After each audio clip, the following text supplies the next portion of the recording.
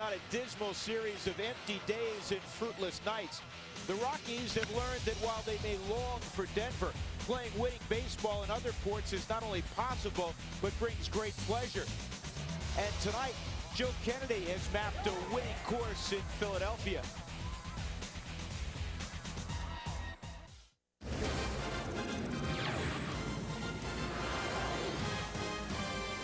Tonight from the historic city of Philadelphia, Pennsylvania, where a country was born a few years back, the Rockies look to continue their winning ways. They're 50-62. The Phillies come in 58-54. The Rockies came from behind last night and won at beautiful Citizens Bank Park 4-2. And tonight marks the return of Joe Kennedy to the rotation. He has been out for the better part of a month with a sore shoulder, and he brings an ERA of 3.95 into tonight's contest. And good evening. Along with George Frazier, I'm Drew Goodman. What has happened with the Colorado Rockies? They were 8-26 at the beginning of the year on the road. All of a sudden, nobody wants to play the Rockies on the road. Not with this lineup, and not the way the starting pitching has been going for the Rockies. That's the key to this whole thing. They've been able to score runs late in ball games and do it dramatically. Look at where they are, 21-31. That's not a big deal, but 13-5 over the last 18. That is, they've won 4 straight out on the road. They haven't done that since 2001. Try to win their 3rd straight road series. It's never happened in Rockies history. Well, 2 things are going on right now. One, they're enjoying being on the road, and secondly, they have a great deal of confidence even when they're behind away from home. 2 things that really haven't happened much in the Colorado Rockies' 12-year history. So tonight, they'll try to make it 5 straight on the road with the Liberty Bell in the distance and the Philly fanatic in attendance. Come on back with Colorado Rockies baseball on FSN is brought to you by Bud Light. Fresh, smooth, real, it's all here. By Pizza Hut. Call Pizza Hut today to try the 4 for All pizza for $11.99 and get all 4 pizzas any way you want it, only at Pizza Hut. And by Gatorade. Is it in you?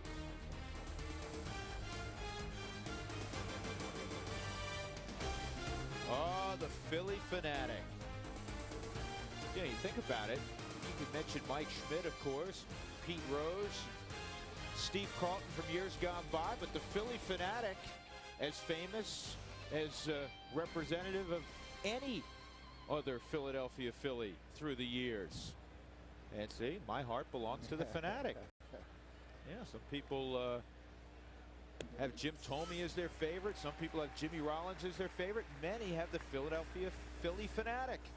All right, here we go. Aaron Miles to lead things off, and he takes strike 1 from Vicente Padilla, who is also making a return. George, he has not started a ball game since May 29th against Atlanta. He's had elbow and tendonitis. He's had a little bit of everything. 10 starts on the year right now, 4-5 record overall, 407 earned run average.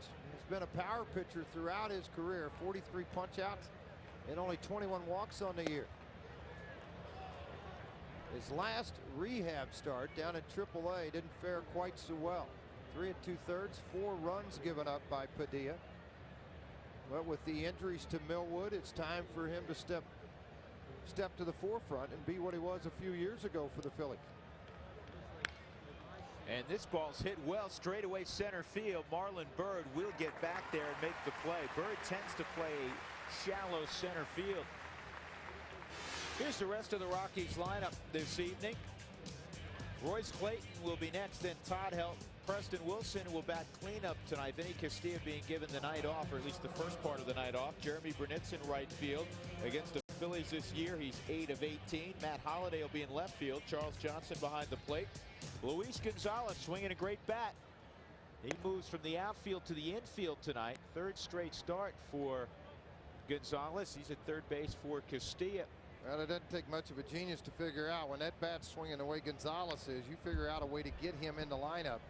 And that's something Clint has done all year with Miles, Gonzalez, Holliday. When Walker was here, he was able to get Holliday playing time. Now Gonzalez with the hot bat, give Vinny a day off. He's given Clayton days off, and he's given Aaron Miles days off. So you find a way to get his bat in the lineup. A slow roller at Jimmy Rollins. Let's take a look at the Bud Light scouting report on Vicente Padilla. Well, explosive fastball. Talked about that. 90 to 94 miles an hour with movement. He's being counted on now to fill up the void of Millwood, who is on the disabled list, and you can run on him. He's got a little bit of a high leg kick to the plate, so if you can set the table, you can get men into scoring position by the way of stealing a base. Padilla was an all-star in 2002. Last year he went 14-12 with a 3.62 ERA, and he's got a strike over to Helton. Todd last night was 0 for 3. Strikeout, and he also grounded into a double play.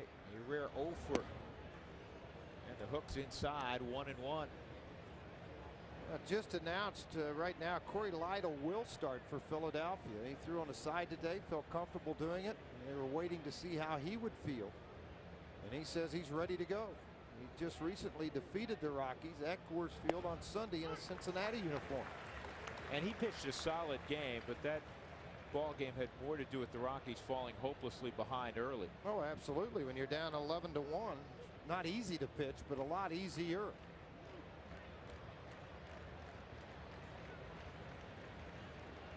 Here's the 1-2 to Helton, and Todd nearly got sawed off.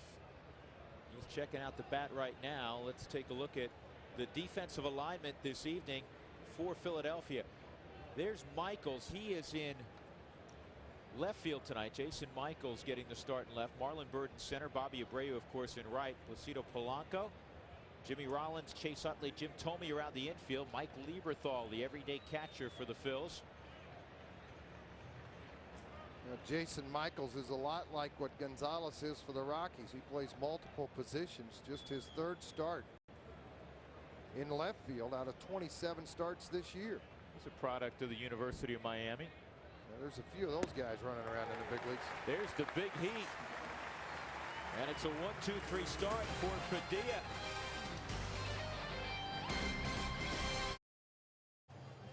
We go to the bottom of the 1st inning. No score. There's Larry Boa. All smiles right now. He had nothing to smile about late last night. Eric Milton was pitching a gem, but the Rockies got a home run from Preston Wilson in the 7th to tie it. Wilson had broken up his no-hitter in the 5th, and then they win it late with 3 runs in the 8th off former teammate Todd Jones. As you look at Bobby Abreu, here's the lineup tonight for Larry Boa. Jimmy Rollins, Polanco, then Abreu in the 3-hole. Thome always hits clean up. Mike Lieberthal is 5 tonight. Chase Utley slides from 5 to 6 against the left-hander. Jason Michaels in left field, and Marlon Byrd, and the pitcher. And the first pitch from Kennedy is in there for a strike to Jimmy Rollins. Now for Kennedy, it's a shame his shoulder had to act up in the middle of the year. I really felt like he was on his way to 12 to 15 wins for the Rockies. He had dominated the opposition, striking out 77 in 103rd innings. He only walked 39. He had given up 12 home runs, but look at the earned run average, 3.95, the lowest of any Rockies starter. Notice once again David Bell is out of the lineup. His back continues to bother him. Jimmy Rollins slashes this foul down the right field line, so Joe Kennedy with a 2-2 count on Rollins. 3 starts for Joe Kennedy, or appearances, down in Colorado Springs. He was 1-1 with a 7.11 ERA, but you don't worry about that. He's just trying to get his arm strength back, and this is lofted in the air to right. Jeremy Brunitz is underneath, and Rollins is retired. Well, I think the big thing for Joe Kennedy tonight is not to get too amped up. I mean, that's going to be the key after having the layoff that he's had. The move to first is very important with their speed that they have in their lineup. He has an excellent move, but at times he puts so much pressure to throw strikes that he forgets about runners. Pick it up where you left off. I mean, you're throwing the ball outstanding for the Rockies, if not the best, one of the top 2 starters in the Rockies rotation. That's the scouting report brought to you by Bud Light. Yeah, it's really interesting how this season has unfolded. The Rockies have played better baseball as the season has worn on. Much better baseball. There's no comparison to how this team has played the last month and a half. That's going to be an infield hit, you would assume. Yep. Polanco's aboard, but they've played much better baseball, and their pitching staff from a rotation standpoint is starting to come together. Now Aaron Cook's had to be shut down, but Cook is right there. Jason Jennings has really come on and taken another step in his young career. Joe Kennedy. It's starting to take form. Well, it is, and with the leadership of Sean Estes, who's won 12 ball games for the Rockies, everybody wanted to talk about the development of the young players, everyday players, and then Walker and Helton, Walker and Wilson getting back in the lineup consistently. But honestly, it's been the starting pitching. That's why they've won baseball games. There's no question. Bobby Abreu, who rarely swings at the first pitch, doesn't move the bat there. He was out of the strike zone. Ball one. Abreu had a double last night.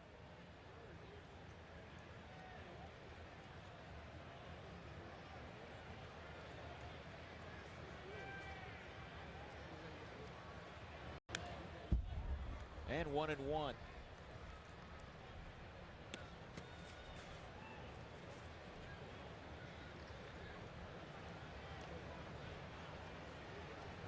Somewhat muggy night in Philadelphia. Of course, not unusual for August in the Northeast. Boy, that's the truth. And of course, you get this kind of humidity going around. It's sticky for players. I mean, you break that sweat. That's not hard to do. And this ball in the air to center field. Preston Wilson calls off Matt Holliday, makes the catch. Out number 2. Let's take a look at the Rockies defensively tonight. Also brought to you by Rico. In the outfield, Matt Holliday, who hasn't made an error in forever. Don't want to jinx him, but he's been playing very solid left field. Preston Wilson in center. Jeremy Burnett in right field. Luis Gonzalez from right field last night, and also left field because Burnett came into the ball game late. He's at third base tonight. Royce Clayton and Aaron Miles up the middle. How about Todd Helton at first base with just 2 errors this year, and Charles Johnson has the gear on tonight. The shift's on for Thome. I remember last night in this situation, they tried to steal a base, and he caught and slapped the tag on with Thome up at the plate. See, I see Thome right now. Even though this guy plays every day against left-handers, he's not comfortable against Kennedy. Even though he starts with a slide open stance, as that ball approached the plate, that front knee buckled and went to the first base side. He didn't want anything to do with Joe Kennedy. Watch that front side of Thome. He'll start to bail off of the baseball, and it'll be your routine 6-3. Firewood also at the plate. Broken bat. Joe Kennedy. Nice first inning in his return to the hill. No scores. We go to the second. Top half of the second, the Rockies will send up Wilson, Burnett, and Holliday. Padilla's on the hill, and his fan club's in the stands. There's the Padilla Flotilla. Now, when these guys get going, Drew, what happens, he strikes a guy out, they all start paddling. Now, they used to be in center field in the lower section at the Vet. Ticket prices a little higher. Now they got euchre seats to watch him pitch now. We still love you, but we're not going to spend as much money to love you. That's how that goes. Well, you know, if they're that big a fan club, buy them some seats. Right. Tell Padilla, get in the pocket and let's go. Vicente is from Nicaragua. Here's the 0-1 pitch to Preston Wilson. And on the outside corner, it's 0-2. Wally Bell has the duties tonight of calling balls and strikes.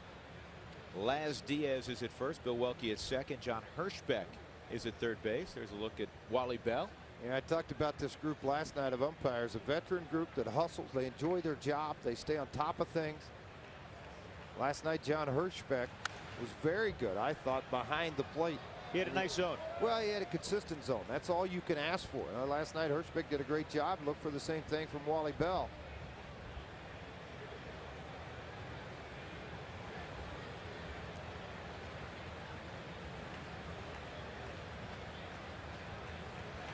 Oh-2, high heat. That's the pitch he got Todd Helton on.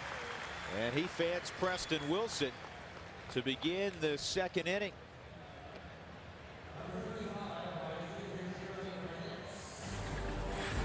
Well, coming up, it's the best of the best. Who are those guys, George? Well, they're not baseball players. Well, that's Schenker. I saw Jeff Schenker. He's in the middle. What they are poker superstars. And Sunday at 9 p.m. right here on FSN, you can see Poker Superstars Invitational. How come you weren't invited to that? No, thank you. I don't get that. No, thank you. Do you play poker? Pretty soon, you know, with your 3 sons, you'll have a couple in college, get married, doing some things, get some private school. So I'll play less poker. You will play hardly any poker at all.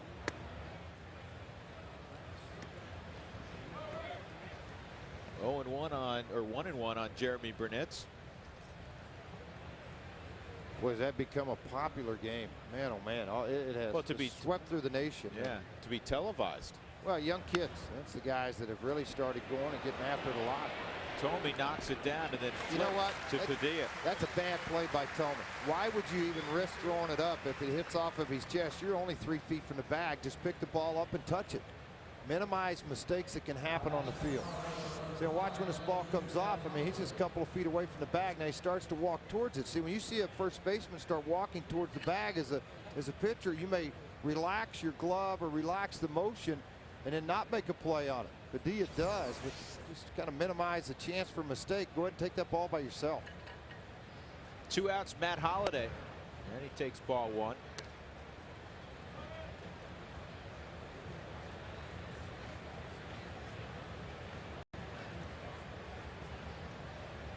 Rookie ranks 3rd in average, 2nd in home runs to Jason Bay.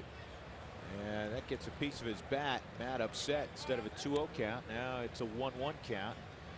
Plenty more options from Padilla's standpoint.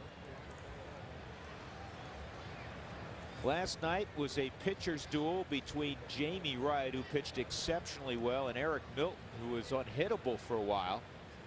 And the Rockies down 1-0 and 2-1 end up winning the baseball game 4-2. Clint Hurdle was saying this afternoon before the ball game that last night was one of the more gratifying wins of the year.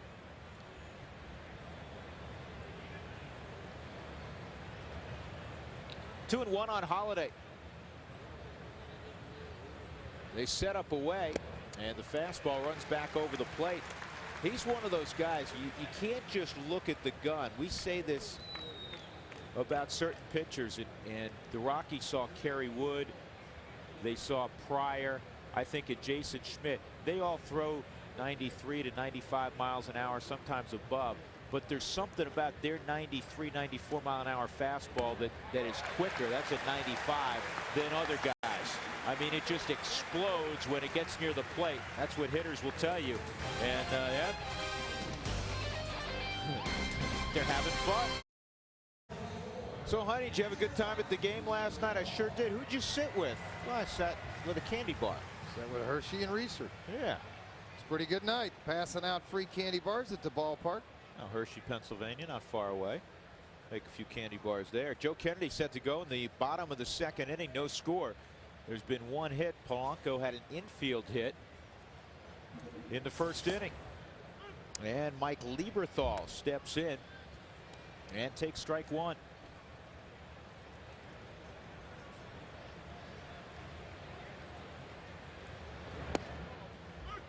And the breaking pitch is in there quickly. 0-2 on Lieberthal, the catcher for the Phillies.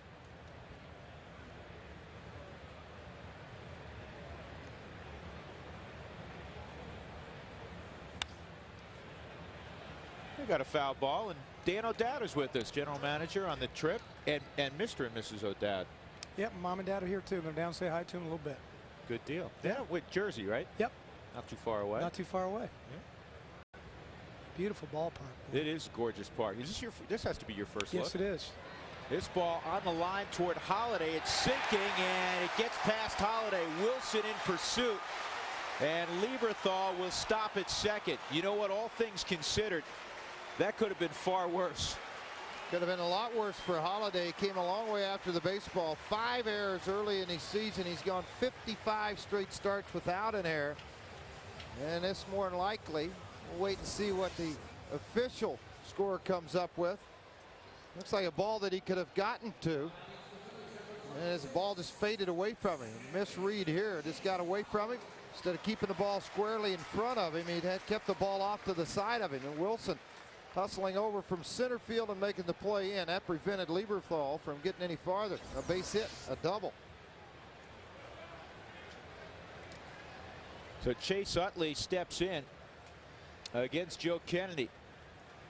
And Kennedy talked so much about Jamie Wright the last couple of days and how he has done with hitters on base. Joe Kennedy all year has done a very good job with runners in scoring position. Lieberthal is going to move up on the fly out by Utley. So he's at third with one out. Well, they keep hitting the baseball, Dan. I want to bring you in and talk a little bit about what's cooking with the Rockies, and you have some news vis-a-vis Jeff Francis. Yeah, we announced today that we are going to have Jeff bypass the Olympic Games this year and get 2 more starts in down in Colorado Springs, and tentatively have him scheduled to pitch for us in that Atlanta series at some point in time for that series. Whenever you bring a young pitcher up, you try to plot and plan everything, as opposed to Coors Field. You'd prefer him to get his first start away from Coors Field. Is that part of it? Yeah, and in addition to that, we wanted him to get 1 more start in at altitude, and the way the schedule felt, you know, they've been on the road most of the second half so far in Colorado Springs. It just worked out that way. Well, it's not an easy start either, going against the Atlanta Braves, but yet it's going to be up to the challenge. You got to get him out sometime, right? Absolutely. You know, you look for a young player, not just to knock on the door, bang it down, and Jeff has certainly been banging the door down now for quite a while. Well, you look at that 2-week trip. I was thinking about this earlier. Joe Kennedy working at Jason Michaels, and that's in there for a strike, 2-1. And you say, well, should it be Atlanta? They're a great ball club, and they've really played well lately. Then you go to Florida. That's no picnic. And then you go out to San Francisco, San Diego. So there's no gimme team out there. Absolutely. Yeah, you'd agree. I'm sure Dan, as starting pitching has been the reason this ball club has played well on the road of late. 13-8. Yeah, George, no question. I mean, our staff has been stabilized. Obviously, Aaron Cook was a big part of that, and I know we all wish Aaron a speedy recovery. But he'd really start to turn the corner for us up until his injury.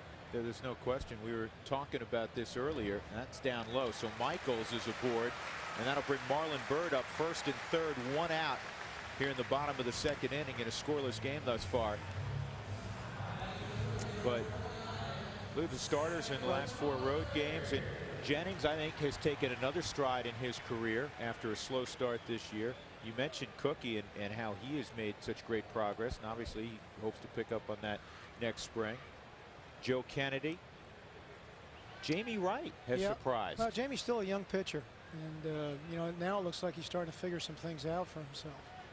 I think part of that too, Dan, anytime something's taken away from you and you start riding buses and staying in bad hotels, you turn around, you're pretty grateful for what you had, and you're not going to lose it again. Yeah, I think when you come up, you feel like you have this invincibility surrounding you, and then you get humbled a little bit, and I think Jamie's done that, and quite honestly, he's taking advantage of this opportunity because nothing was promised to him.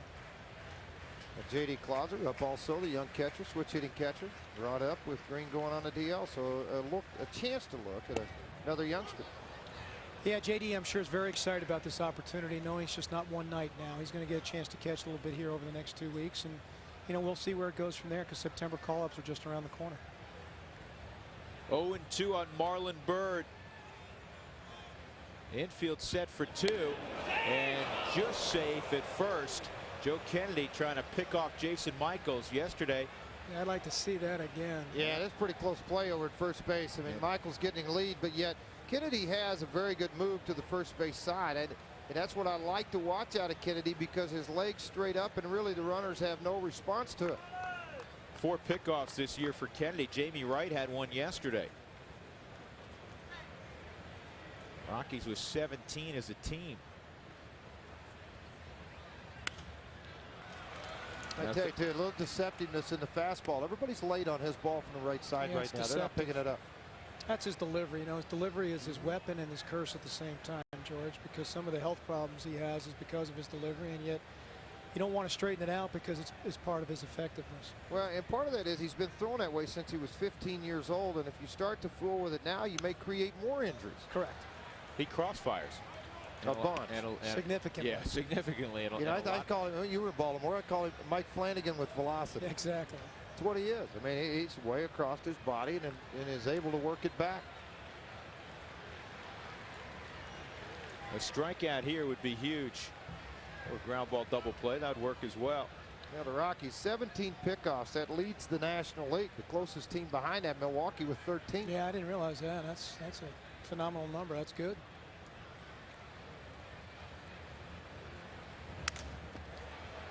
Helton won't get there, and Mr. Byrd will need new lumber. The Jeff Francis decision was obviously an extremely difficult decision because you never want to deny a young man a chance to pitch for his country, but we just felt his development had gotten to the point where he deserved this opportunity, and as it relates to our process, getting him to pitch some what we consider a little bit more meaningful games than middle to late September, he'll get him a jump start on what we expect of him in the future. Did he express what he wanted to do, Dan? Obviously, the big leagues is the big dream for everybody. Yeah, George, you know, he's such an intelligent kid. And one of the comment he made for me, because I asked him in our meeting on Sunday, Latch and I and Bobby McClure met with him after his start on Sunday. He said, you know, I really don't worry about things I can't control. For a young player to say that it shows you his maturity. That is an unusual comment from a young man. 0-2 on Bird. This is left up. This better turn foul. And it will. Swinging breaking ball there. How about the win last night? I don't know if you caught it at all, but that was one heck of a win last night for your club. Yeah, I was on the radio because I was watching Sao Chin Wei pitch in Colorado Springs. But, you know, it's the first game we've won here in a long time. In a long, long time. And the Rockies. And to do it the way we did, too. Yeah, 13-8, though, on the road recently. That's tremendous. Second best record in all of baseball, Dan, since June 23rd. I think 10 out of the last 13. 13-5. Yeah, 13-5. 10 out of the last 13. And, you know, we really are finding ways to be much more competitive on the road this year. Unfortunately, we have not been as competitive at home, and I can't explain that to you. You ran into some pretty good pitching. Yeah, on this homestand we did.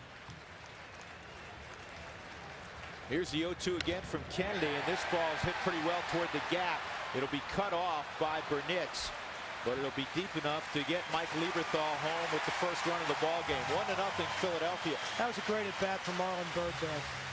You know, he just, he battled. That was a very good professional at bat. For a guy who's been humbled a little bit this year, he was sent down for a while. You know, we looked at his minor league numbers.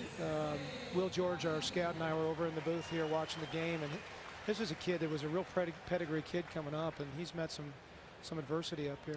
Yeah, good pitching sometimes will find the holes, and if you don't make the adjustments, they'll continue to stay there. Yeah, and expectations too, you know.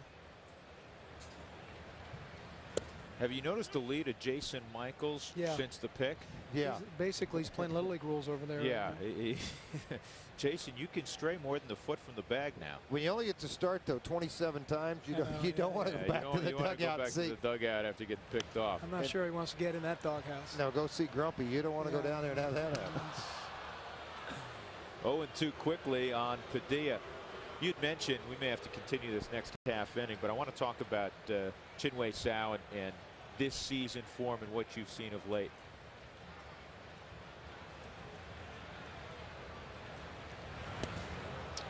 Chin-Wei had, extremely good arm strength last night. He hit 97 in the first innings. Velocity fell down a little second inning. I mean, it's, for me, though, it's really been a frustrating, wasted year for Chin-Wei in many ways because he needed to pitch to continue his development, and it's been a lost year of pitching. And he is going to go to the Olympics starting tomorrow, and hopefully that'll salvage some of his season at this point in time. I'm going to say this, and this isn't coming from you, but is this a situation where he has to mature a little bit as a person? Absolutely, no question. He's hit adversity, and he has to deal with adversity. At this point in time, he has to show us he's capable of pitching at this level. 2-2 is popped up. Kennedy wants to take it, and Charles Johnson gets out there. As long as it doesn't hit the ground, it works out. Philadelphia scores. Lieberthal on a double comes around on a sac fly by Marlon Byrd. So it's 1-0 Phillies as we move to the top of the third inning. 1-0 Philadelphia. Brad was doing a so-so job running our high home camera, so the Philly fanatic, fortunately in attendance tonight, has kicked him to the curb. Fanatic, how you doing? You know what you're doing up there? Yeah, looks good to me. Yeah, Fanatic, you want to try to get the batter, and when he hits the ball, maybe follow the white thing. There you go. Oh my goodness, the headset fell off. Now we have major problems. Actually, this isn't any different than when Brad's running the camera. Oh, that's not right. Brad, I'm sorry. I didn't really mean that. So much for that high home shot. Yeah, forget about this, man. We're down to 2 cameras. Charles Johnson, line drive right at the third baseman, Placido Polanco.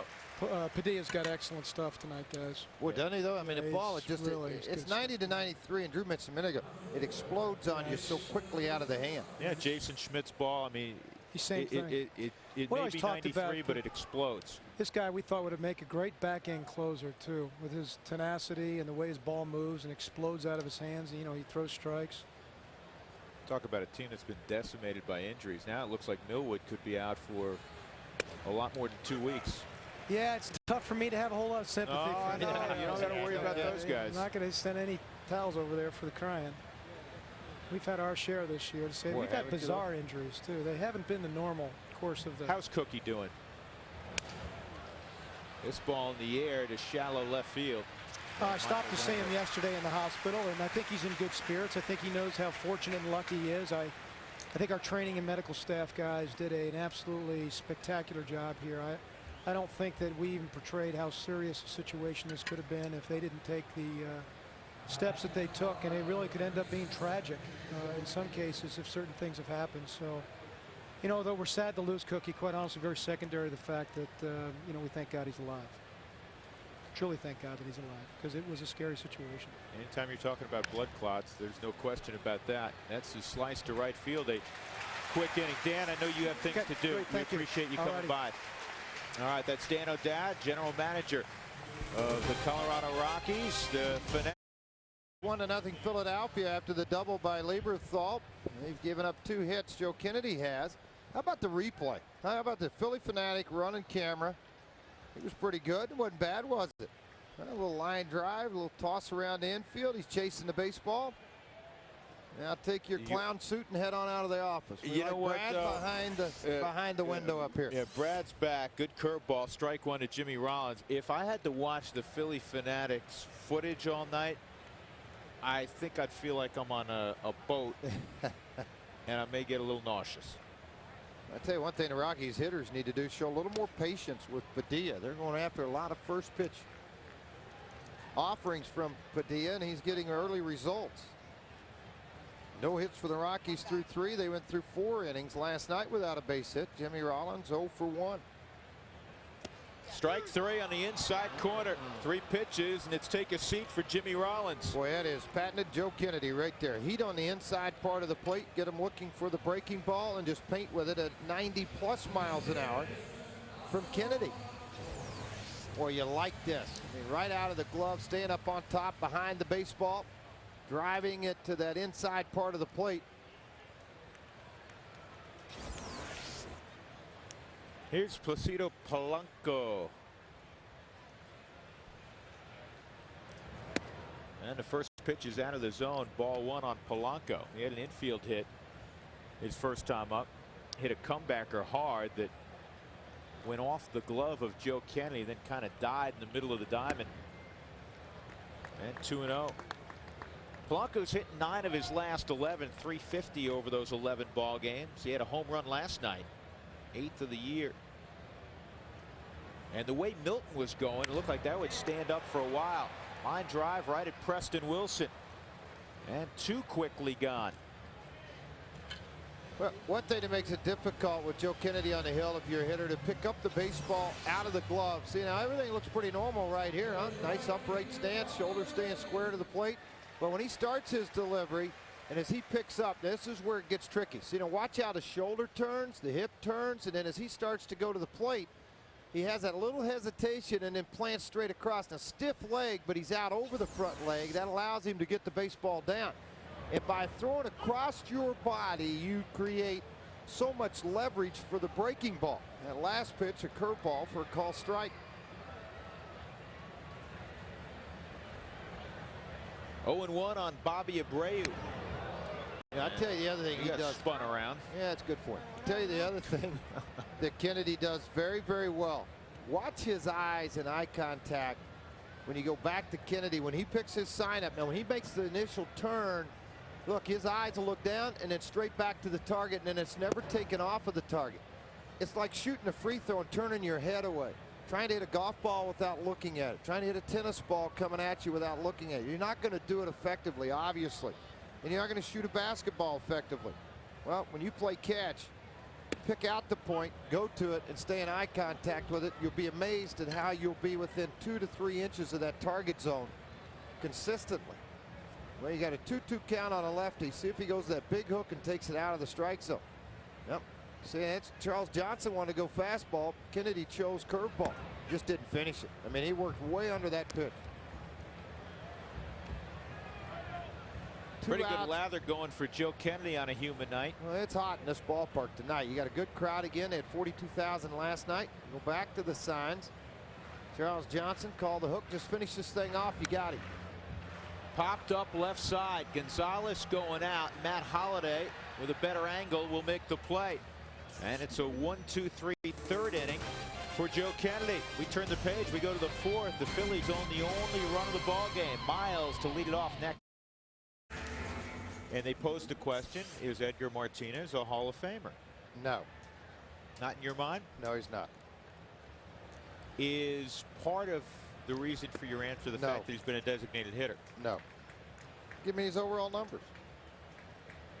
Well, he's well over 300 lifetime batting average. I think around 314. Okay. Well over 2,000 hits. Okay. Over 300 home runs. 307. Right. That's over 300. Uh-huh. He has been, and the DH's been around now for 30 some odd years, so he has been the quintessential designated hitter in his career.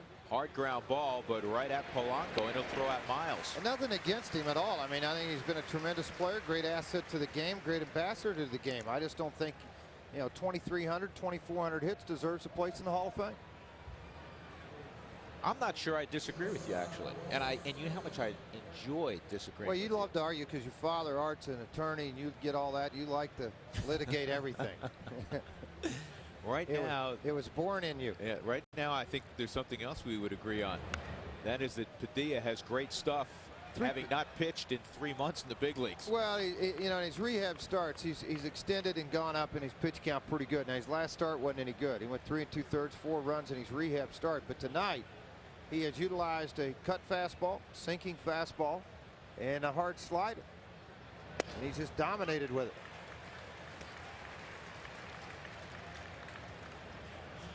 Oh, and 2 on Royce Clayton. Well, he's worked ahead like Milton did last night. Well, he came on the scene a couple of years ago, just dominated baseball. I mean, everybody felt like if Padilla had a chance to be one of the best young arms in all of baseball. He thought he had to strike out there of Royce Clayton. 2 games over 500 in his career at 39 and 37. He's pitched 7 ball games against the Rockies. He's 1-0.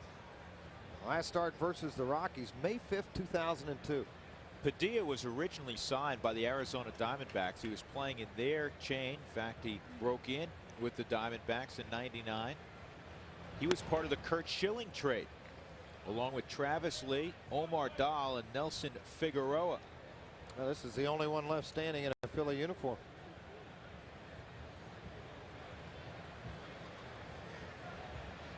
But if all goes well, he's going to be near the top of that rotation for years to come.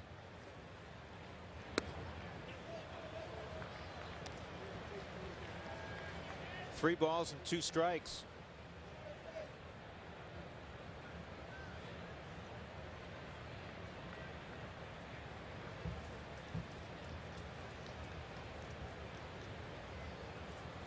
Todd Helton on deck. And on the outside corner at 94 miles an hour, Royce Clayton didn't much like the call. Padilla thought he had Clayton struck out a few pitches ago, and he gets that call from Wally Bell. Yeah, the Padilla flotilla is going crazy again with the paddle. They're going to get some exercise tonight if this continues. Let me tell you what, this is paint right on the outside corner, black at 90 plus. One thing about Padilla in this game tonight, he's not going to go more than 70 to 75 pitches. He's at 38 right now.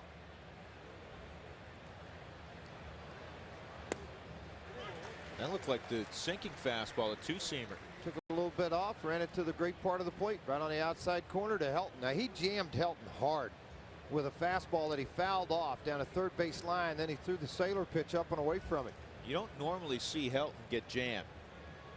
His hands are so fast, but it happened his last time up. This one's popped up left side. It's going to get out of play, and it's 0-2 on Helton. So Padilla has used a dominant fastball so far in the first 3 2/3. Hey, attend the Rockies game, Coors Field on Friday, August 20th. Receive a kid's pass to the Six Flags.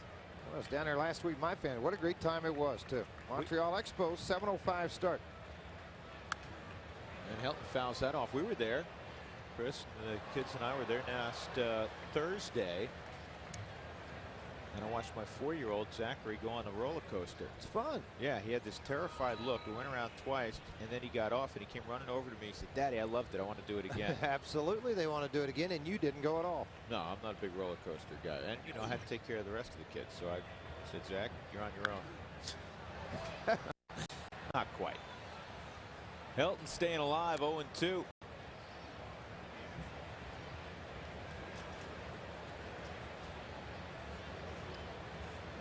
Two outs, nothing cooking for the Rockies. They didn't get a hit off Eric Milton last night until the 5th. It was Preston Wilson who finally touched him. He got a double on an 0-2 pitch. The first run for the Rockies came on a Wilson home run in the 7th. That was the second hit off Milton. This ball ripped and fair. And it kicks around and goes in the crowd. So Helton will have a ground rule double.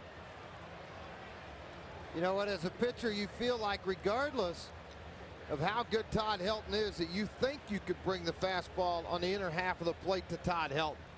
You're not going to do it consistently, and Padilla did it in his first at bat. And then all of a sudden, I mean, he just turns on this pitch at 95 inside on the belt. Just hooks it right down the line. Fair, right inside, fair territory. Ricochet, their guards aren't very mobile here. Watch the game and get out of the way. The ball dudes in San Francisco, and most of those guys are distinguished members of ARP, move better than these guys. Foul pop-up, and Lieberthal will make the play. The Rockies finally break the ice, at least with a hit in the ball game against Vicente Padilla. Double by Todd Helton. Middle of 4, 1-0 Philadelphia. Jim Thome will lead it off for the Phils in the bottom of the 4th inning. Thome grounded weakly to second base. The Rockies have the shift on again. Luis Gonzalez, the only infielder on the left side, and he's barely on the left side. And the curveball in there for a strike to Thome. For whatever reason, and the Rockies aren't complaining, Thome in his career has hit less than 160 against the Rockies. Second time Kennedy has broke his bat in 2. He's going to have to get a new shipment before the night's over. One of the nicest men in all of baseball. Oh, there's no question. I mean, he's one of those guys that's disarmingly nice. Well, and here he is. He goes to the plate. He excels at such a high level of play by swinging his bat. He's a decent first baseman. He doesn't run real well, but he's one of those guys that could be on a pedestal of superstar status, yet he speaks to everyone. Line drive sinking, and Wilson comes up with it. So Thome retired again. He's 0 for 2 in the ball game. Last night Thome was 0 for 2 and a couple of walks. Tell you what, this game is very familiar to last night for me in that Jamie Wright pitched a terrific ball game last night, but he was overshadowed because Eric Milton had the no-hitter going. And tonight he's pitching a nice ball game, another broken bat. Yet Padilla has been so dominant that his performance, Joe Kennedy's, has been overshadowed a little bit. Just 2 hits given up by Kennedy, one to left field, that if Holliday takes a decent route on the ball, he probably catches the baseball in left. And that's where, you know, you look at this. If you looked at this 2 months ago with the Rockies trailing 1-0, and you go out, turn the TV off. They don't have a chance to win the ball game. But the way they've won games in dramatic fashion in the 7th, 8th, and 9th innings on the road, I mean, this team's worth sticking around, because I'm going to tell you, they figure out a way to win late in ball games, either by the long ball, bunching hits together. Last night it was the young kid Gonzalez that went to left center, then Vinny Castillo off the wall, Holliday with a base hit, Helton with a walk. I mean, they figure out a way to win. Everybody looks at the job that Chacon did in the 9th last night. Don't get me wrong, Sean Chacon pitched very well. Walked one, struck out one. But the other part of the bullpen did an outstanding job, particularly Steve Reed. When he came in with traffic on the base paths, he was able to get a strikeout and end the inning. Well, the combination last night of Hurricula, there's Steve Reed, and then Sean Chacon, 2 1/3 of hitless baseball. You know, I mentioned earlier that the Rockies had designated Travis Driscoll for assignment when they activated Joe Kennedy. They have put on a disabled list, and Drew and I have been talking about this, Todd Green today, and activated, or I should say brought up, J.D. Closser to the big leagues. 2-2 on Utley, and he barely gets a piece. And J.D. Closser's folks who live in Indiana, he gave him a call late last night. They got in the car before dawn this morning and drove 12 hours to Philadelphia to hopefully get a glimpse over the next few days of their son in the big leagues, and they'll make their way to Pittsburgh. Obviously that's on their way back to Indiana, so JD's folks will be with the Rockies the next few days. That's downstairs. Kennedy overthrew the fastball. Yeah, he'll get his chance pretty soon. It might be with Jason Jennings tomorrow. Jennings 10-9 tomorrow's starter. 1-1 in his career versus Philadelphia. Yeah, one of the nice things about Closser is he's a switch hitter. So you're not as concerned about matchups. That is a little bit low, and it's the second walk of the ball game for Joe Kennedy. Here's J.D. Closser. Come to the big leagues, keep your mouth shut, have your ears open. Find Jamie Quirk, sit right next to him as your catching instructor. Let him guide you through some of this. You know, a lot of times you go and visit with the younger players to try to get to yourself, because that's where you feel comfortable as a player. You know those guys. They've been your teammate for a while. Get the scouting report. Scout each one of these hitters with you. You know, I came to the big leagues, one of the first things that happened to me, Red Shandies said, "You're sitting by me."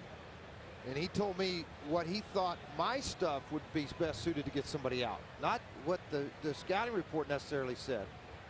And that didn't change as I traveled. This ball's hit well to right by Michaels. Burnitz is underneath it at the wall. And that is the third out. So the Phillies get a base runner on the walk in Utley, and that is all against Joe Kennedy. Just 3 hits in the ball game. The Phillies own the only run. 1-0 Philadelphia.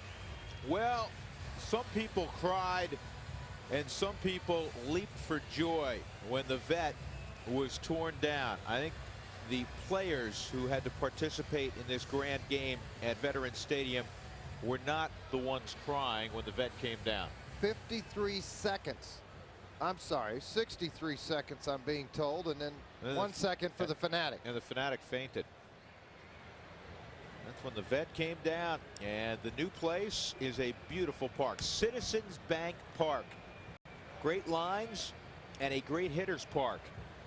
Jeremy Burnitz will lead it off against Padilla. The Rockies getting their second look at Vicente Padilla. They got their first hit last inning, a 2-out double from Todd Helton. I feel like I've been misled, though. Every scout told me, wait till you get to Philadelphia and watch this bandbox. Well, 3 hits in this game so far. Last night had a no-hitter through 5. I mean, but yeah, pretty good pitching will stop any ballpark, and it'll stop a ball club. It underscores the point that we learned again. It was reinforced again last couple of weeks at Coors Field. When you pitch well, you can pitch well anywhere, and that includes Coors Field. That includes this new park in Philadelphia. 3-0. Cincinnati's another. Minnesota's always been a bandbox. We've got a couple of World Championship banners hanging in Minnesota. 3-0 swinging, long drive left field. This could get out. Jeremy Burnitz has tied it at 1. An opposite field home run, number 31 for Burnitz. He got the green light, and he sent the baseball 370 feet to the opposite field. And as Preston Wilson did last night, tying the game at 1 on a home run, Burnitz does the same tonight. 10th home run for Jeremy Burnitz, out on the road out of his 31. Fastball away, Bell tied. Burnett's just swings hard, hopes something good happens. It did, to the opposite field to tie this ball game. Left center field. Michael's not familiar. This ball's about 25 rows up. Son, you could have stopped 20 feet ago. That hurt. Yep, Holiday takes one on the upper arm, flips the bat away. He'll go to first. If you look at the arms on Matt Holiday, I don't know if he's going to get hurt by that. Trust me. He's got big arms, but when a 95-mile-an-hour heater hits you in the back of the elbow, that's right where he got it. I mean, he tried to turn out of the way away from it. Just didn't happen. 6th home run in his last 11 ball games for Jeremy Burnett. A grazing blow. Well, Burnett's as hot as he was in July when he hit 10 home runs. He started August in the same fashion. Home runs since July 7th. Cameron of the Mets and Burnett's the head of the class. 3-0 swinging. And Bernie realizes there he got enough of it. What's going on right now with Padilla on the mound? This is a protracted conversation. Well, it's checking him out. He just off the disabled list. His pitch count's going to be at 70. He's at 50 right now. Missed very poorly on a high fastball to Matt Holiday.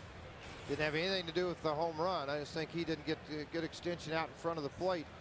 First time he's had any adversity at all in the game. He's had 36 strikes, 14 balls. I mean, his control's been impeccable. Holiday at first with the ability to run. Preston Wilson, or Charles Johnson I should say, swings through the offering, and it's 0-1.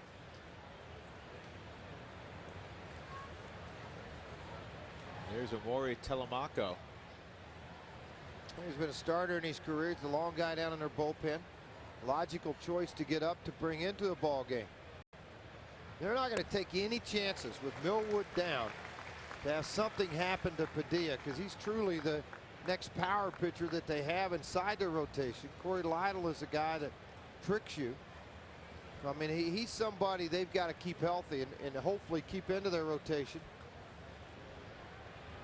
with Padilla.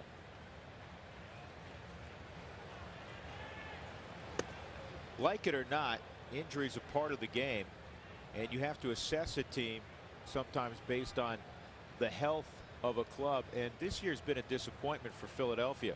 58-54 with the pitching staff they thought they'd have, with this guy Padilla and Millwood and Wolf and Brett Myers, and the addition of Billy Wagner late and Worrell in your bullpen, and all the guys with the great history. Roberto Hernandez is saving ball games. Larry Boa has come under criticism, and probably unfairly because of the injuries, but this club they thought could win the National League East and perhaps win it going away. Well, Tosca and Toronto went through a lot of injuries. Then they were healthy. They still continued to lose. He was fired. Larry Boa has not had a closer consistently. I mean, Billy Wagner's been on the shelf off and on all year long.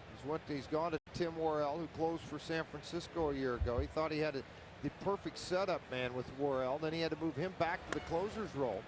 He's lost Padilla for most of the year. Now he has lost Millwood. For how long, nobody knows. I mean, they tell you 2 weeks, but don't count on just 2 weeks. They're pessimistic, as they said, I mean, about his. Don't think he's going to be back in 2 weeks. Look more like the middle of September.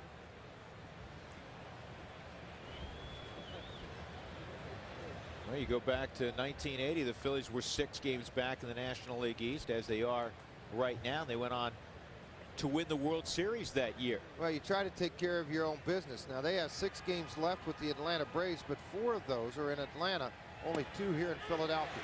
Strike 3 on Johnson. That's the first out in the 5th inning. Johnson's not happy with the call, but Wally Bell has been there. Padilla, Flotilla back in action again. And watch, this is just paint, and he goes square to the body. And this ball is not anywhere but center cut of the body of Lieberthal, and it's right on the outside corner, knee high. And that is received so well. You know, Charles Johnson's disappointed, but sometimes you just tip your cap to the guy on the hill and walk back.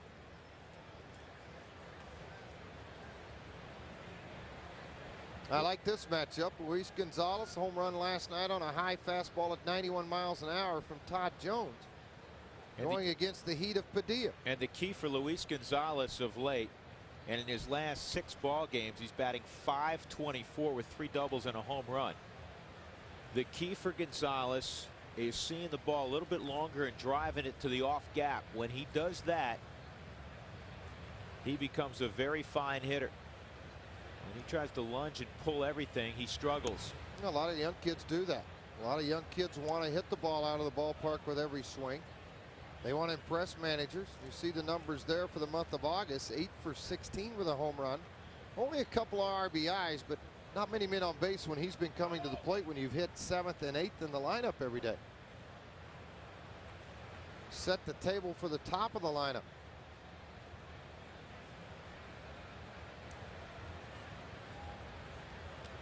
And Padilla will check on Matt Holliday.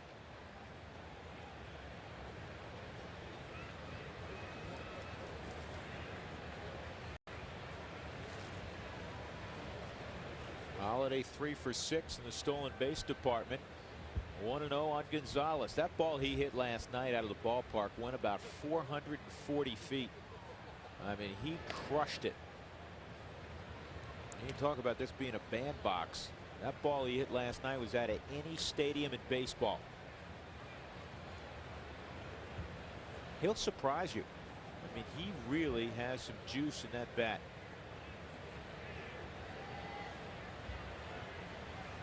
Back to that outside part of the plate. And he goes the other way. Base hit for Gonzalez.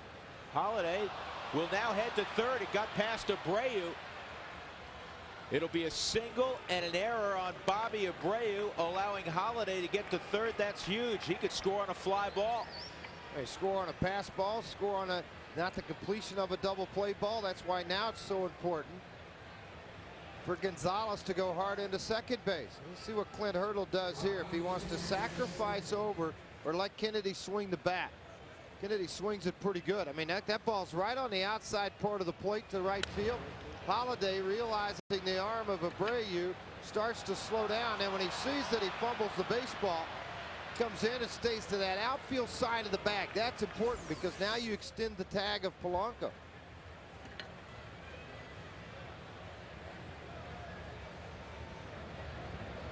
Kennedy swinging. He hit the ball in the air last time. Fly ball to right field. Kennedy handles the bat.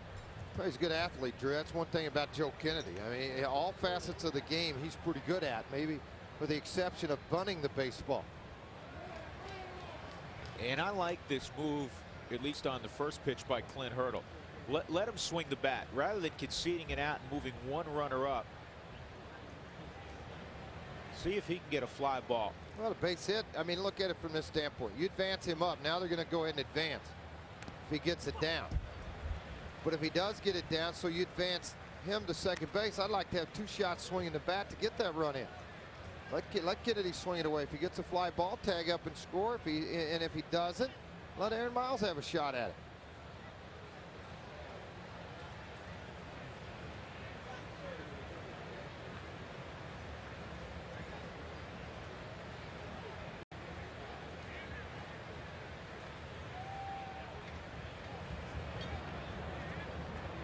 Here's the 0-2. And again, a good pass through the zone by the pitcher, Joe Kennedy. At third base, Matt Holliday was hit by a pitch. Luis Gonzalez, who singled, is at first base. The Rockies have tied it this inning on Jeremy Burnitz's 31st home run of the year.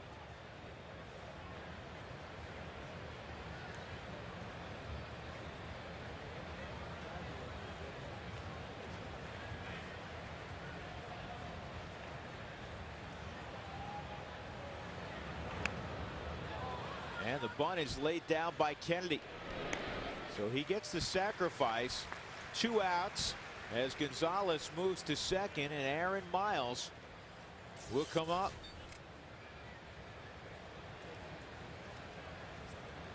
Yeah, they get an opportunity, and he's not going to get many more to go if he can drive these runs in. His pitch count at 61. Padilla has maybe 9 to 10 more pitches left in the ball game.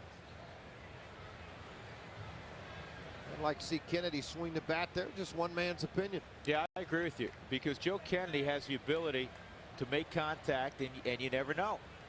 This particular situation now, it's all on Aaron Miles. I mean, if Miles comes through, it works out very well. You probably have a 3-1 lead.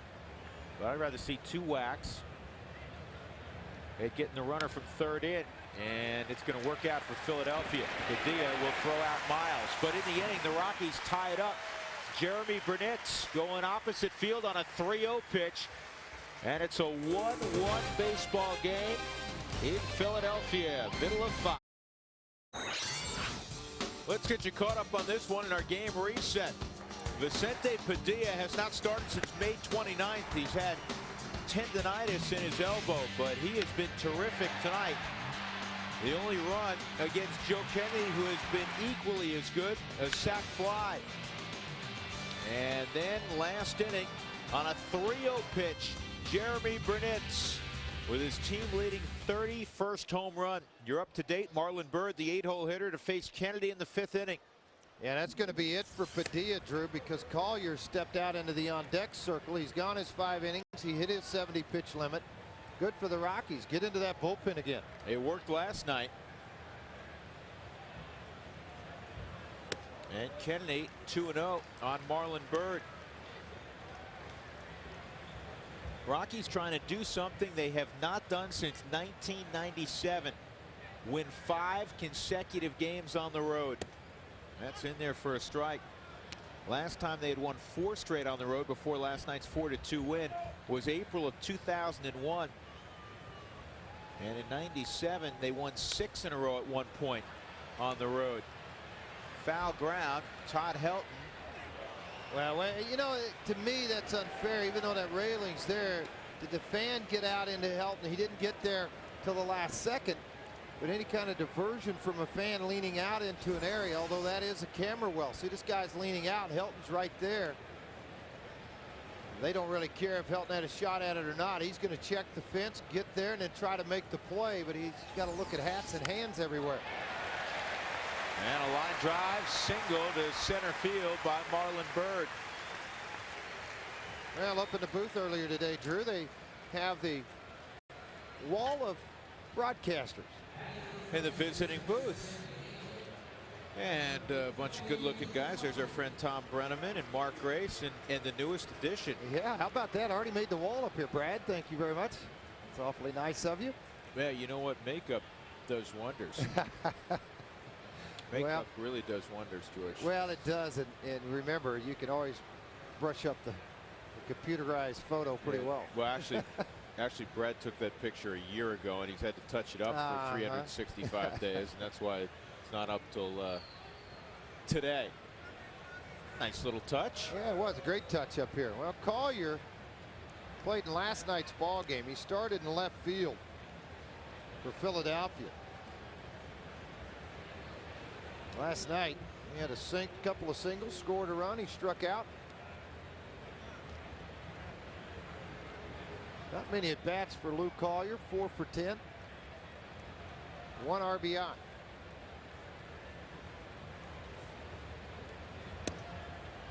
That pitch misses away, and it's 1-0.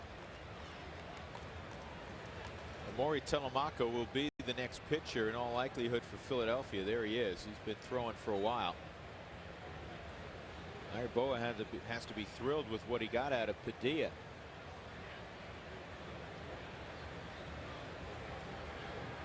Byrd can run at first. Joe Kennedy usually quiets the running game with that good lefty move.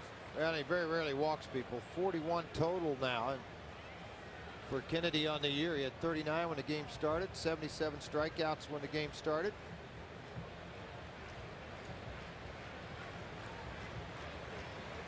Still sets now at 80 strikeouts on the year.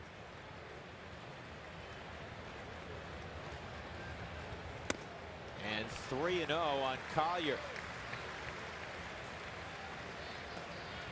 Joe Kennedy creating a little bit of a problem for himself in a 1-1 baseball game. The hits are even as well at 3. Bottom of inning number 5. Citizens Bank Park in Philadelphia. About a 10-minute ride down Broad Street to downtown Philly.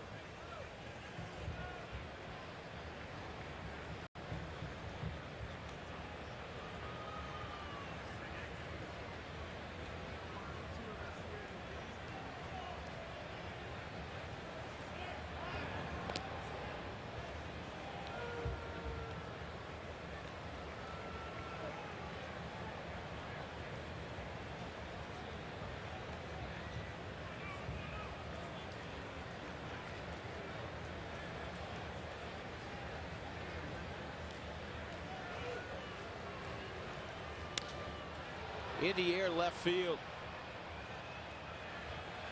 Easy play for Holiday, 1 out. So Collier, the pinch hitter, is retired.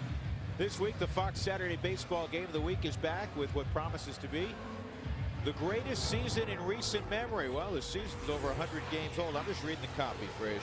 The Dodgers look to pad their lead in the National League West when they battle a Cubs team trying to gain ground in the wild card race. The Fox Saturday Baseball Game of the Week returns this week at 11 a.m. Mountain on Fox. You know what? Two big changes made with both those ball clubs. They lost their catcher, LaDuca. They lost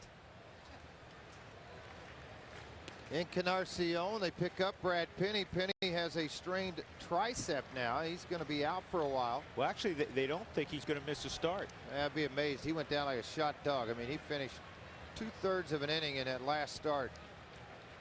They're able to bring that back. I mean, I've known Brad Penny since he was 11 years old. He's a tough kid. Any kind of damage done to one of those would be tough. Hey, August 17th, you're one of the first 15,000 through the gates at Coors Field. Receive a lapel pin courtesy of King Soopers. This is the third pin in a series of 4. The Mets will be in town. It'll be a 7:05 start. Tickets available at Coors Field Ticket Office, the Rockies Dugout and King Superstore, 1-800-388-ROCK, or just go online with ColoradoRockies.com. Rollins a fly out, and he was caught looking in the 3rd inning. He had a big base hit last night. He gave Philadelphia, with 2 outs, a 2-1 lead in the bottom of the 7th, but the Rockies would rally. Yeah, Kennedy has shut down the running game. I mean, Marlon Byrd's first move has been back to first base. And it was also each time that Kennedy's gone to the plate. Chase Utley looked like he had an anchor on him. He wouldn't get anywhere off the back. Center field, but this is a hold up for Wilson.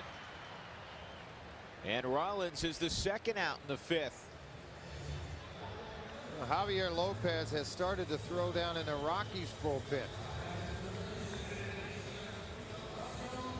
Well, a similar situation for Colorado and Clint Hurdle. Same situation that Larry Boa had to go through just a few moments ago in pinch hitting for Padilla. Padilla was on a strict pitch count, and Kennedy was lengthened out a little bit more at Colorado Springs. But you're not going to see Joe Kennedy throw 105 pitches tonight either, no matter how good he's pitching. Around 90, Clint Hurdle said they're going to take a good, long, hard look at Kennedy.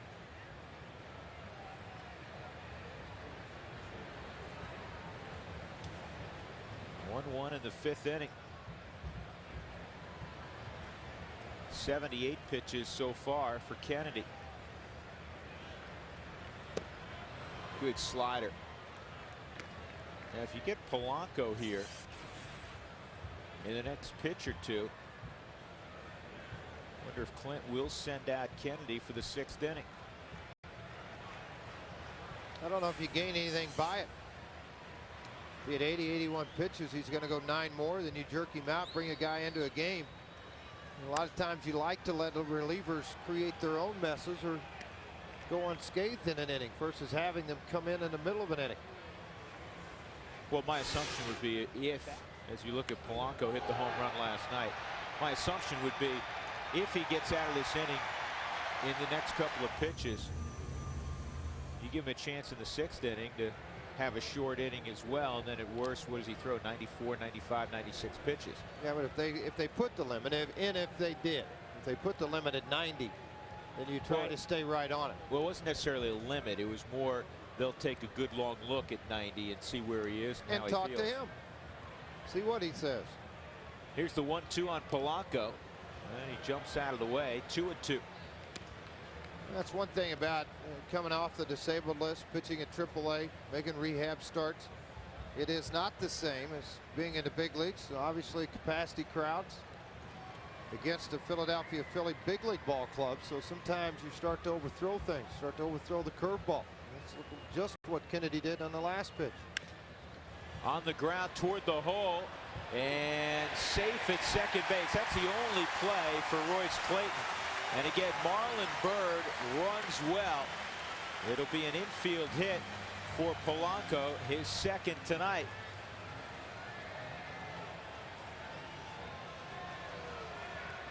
Bob Apodaca is the one going out to the mound right now. There's that hop skip throw over to Miles, and Miles, he's going to have to stretch. I mean, there's no play at first base. You're not going to have that. This is your only opportunity, and Byrd just got a good jump on the baseball. Well, one of the most dangerous hitters in their lineup, Bobby Abreu's at the plate. Good speed, 25 home runs, 80 RBIs.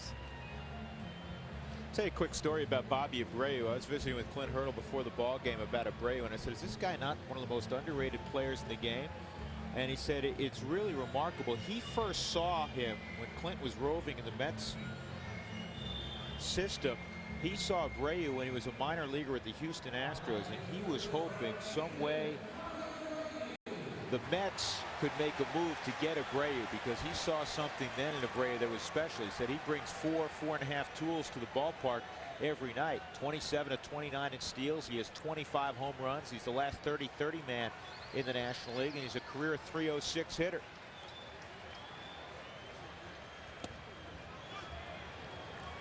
People in baseball really admire Abreu. And another nice thing about Bobby Abreu, he's there day in and day out. He likes to play. The only thing I would probably dispute with your comment, Drew, he doesn't have 4.5. He has 5. He is a 5-tool player in the game of baseball. His arm is very underrated in right field. He has way above average speed. He hits with power for average. His soft hands in the outfield. 5 straight years with at least 20 home runs. His career high 31 in 2001. That's the year he stole 30 bases. The only Philly to ever do it in the history of their ball club. And Abreu fouls it back, so Kennedy is ahead. 1 ball and 2 strikes. Hey, Abreu, here's his stolen bases the last 6 years: 19, 27, 28, 36, 31, 22. And this year again, he's 27 of 29. His home runs 20, 25, 31, 20, 20. He walks over 100 times every single year. Middle infield thinking about pull, and the ball's away from him. And with the delivery of Kennedy right now, Abreu looks like he's pulling off on the front side, so that's going to give you a tendency to hit the ball to the left side of the ballpark. Want to hear a trade Tampa Bay wishes they had back? They selected Abreu in the 3rd round of the expansion draft, and then they traded him to Philadelphia for Kevin Stocker. On the ground, right at Aaron Miles. He gobbles it and fires to Helton. And Joe Kennedy safely through the 5th inning in a 1-1 ball game. This ball game still tied 1-1, and the Phillies have out-hit the Rockies 4-3. And then this last at bat by Bobby Abreu with men at first and second, a big at bat for the Phillies. He starts him out with a fastball down and away, strike 1, up out of the strike zone, and then came back with a slow hook. He hung it, did not get the completion. He fought off a good fastball here, came right back with it, gets the ground ball out. Just when Kennedy needed big pitch, he got it. And pitch by pitch brought to you by Quest. Joe Kennedy, Bobby Abreu. Good job for Joe Kennedy, and a lot of handshakes, a lot of high fives as he walked into the dugout. He may give you a little indication he may be done, but the bullpen has sat down in the outfield. Kennedy still talking to Bob Apodaca.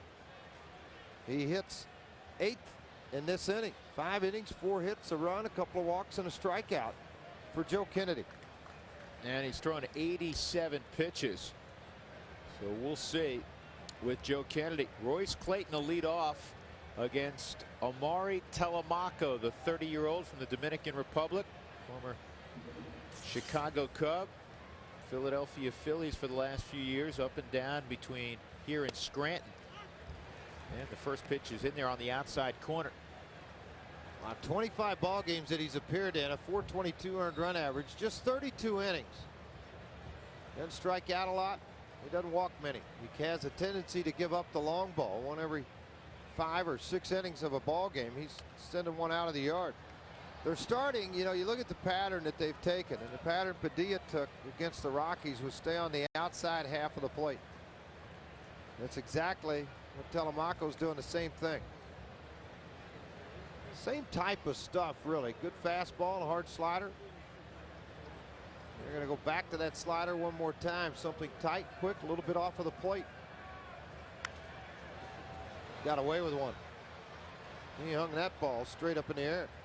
Anytime you see a ball work flat across the plane, and see typically your pitcher has flown on the front side, and the arm drops and you work around the outside of the baseball versus on top and finish it out over that front leg. You know, after a slider up in the strike zone, they're going to try to go right back to it one more time. Late move by Lieberthal. And Clayton did not go around. Laz Diaz says no swing. Well, I like Laz Diaz as an umpire. This guy hustles, stays right on top of the game.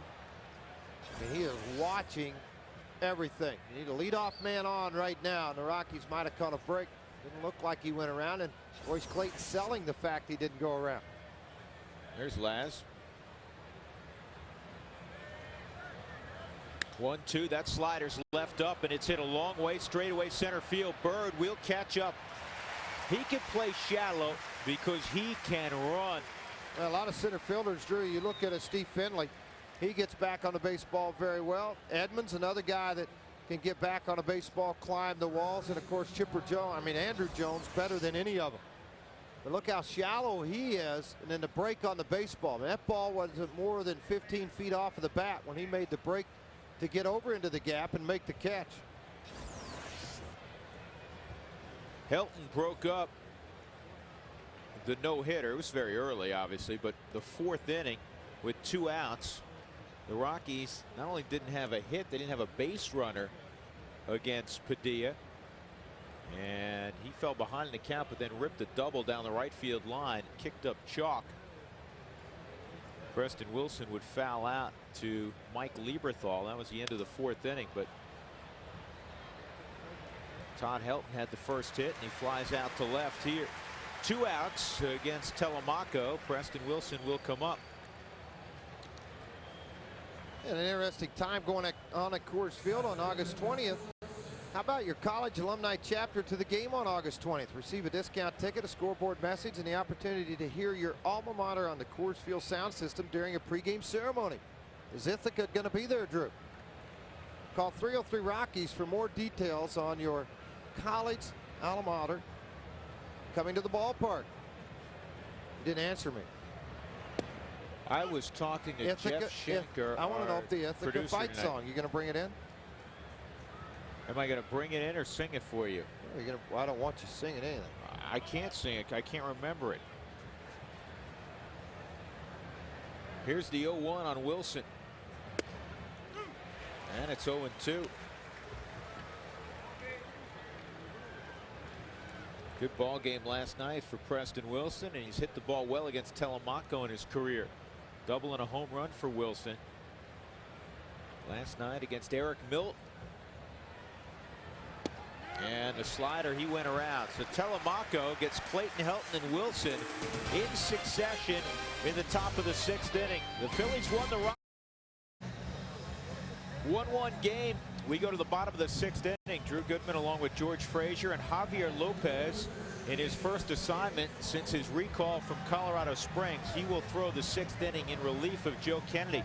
Kennedy goes 5 innings. He allows 1 run on 4 hits, walked a couple, struck out 1. So Kennedy, a very fine performance in his first ball game in about 5 weeks.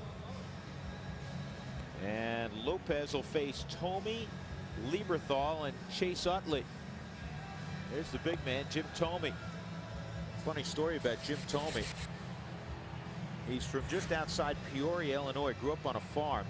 Thome is 6'4", And 245, 250 pounds. He is the smallest male in his family. Pretty good high school basketball player. And a couple brothers who played basketball. He's the little guy. And folks, if you ever stand next to Jim Thome, you'll feel small.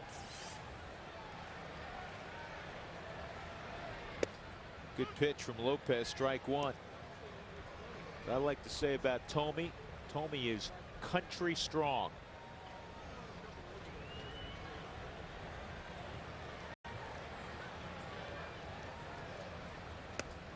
Inside, 1-1. You know, good opportunity for Lopez. And you may be wondering, last night Rockies had a situation with Thome, or actually Abreu and Thome coming up with one out. And we speculated on the air as this ball is rifled at Burnitz. Would it be Tim Hurricola or would it be Lopez? And Clint Hurdle said in that situation, I wanted to go with Hurricola. He's gotten lefties out consistently this year.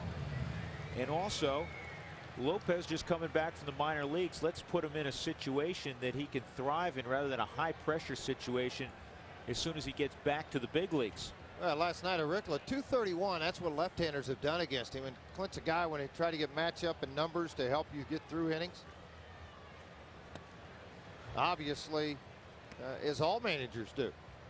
I mean, you got to be pretty crazy to bring a guy in that would be 9 for 10 with 5 home runs. And Hurricola, he's just been outstanding all year in that 7th inning role. And a base hit by Lieberthal.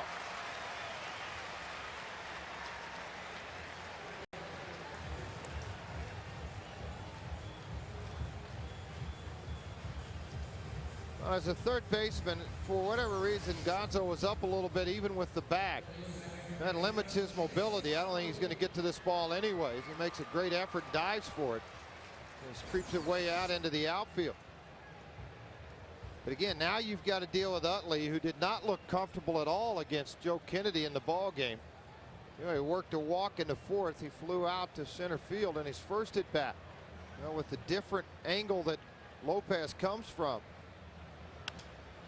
This could be two. Lopez to Clayton on the first double play. So a nice job by Javier Lopez as he faces the minimum in the 6th inning. We'll move on to inning number 7, tied up at 1 at beautiful Citizens Bank Park on the outskirts of Philadelphia. Citizens Liquors, located at County Line and Holly, and by Geico. A 15-minute phone call could save you 15% on your car insurance.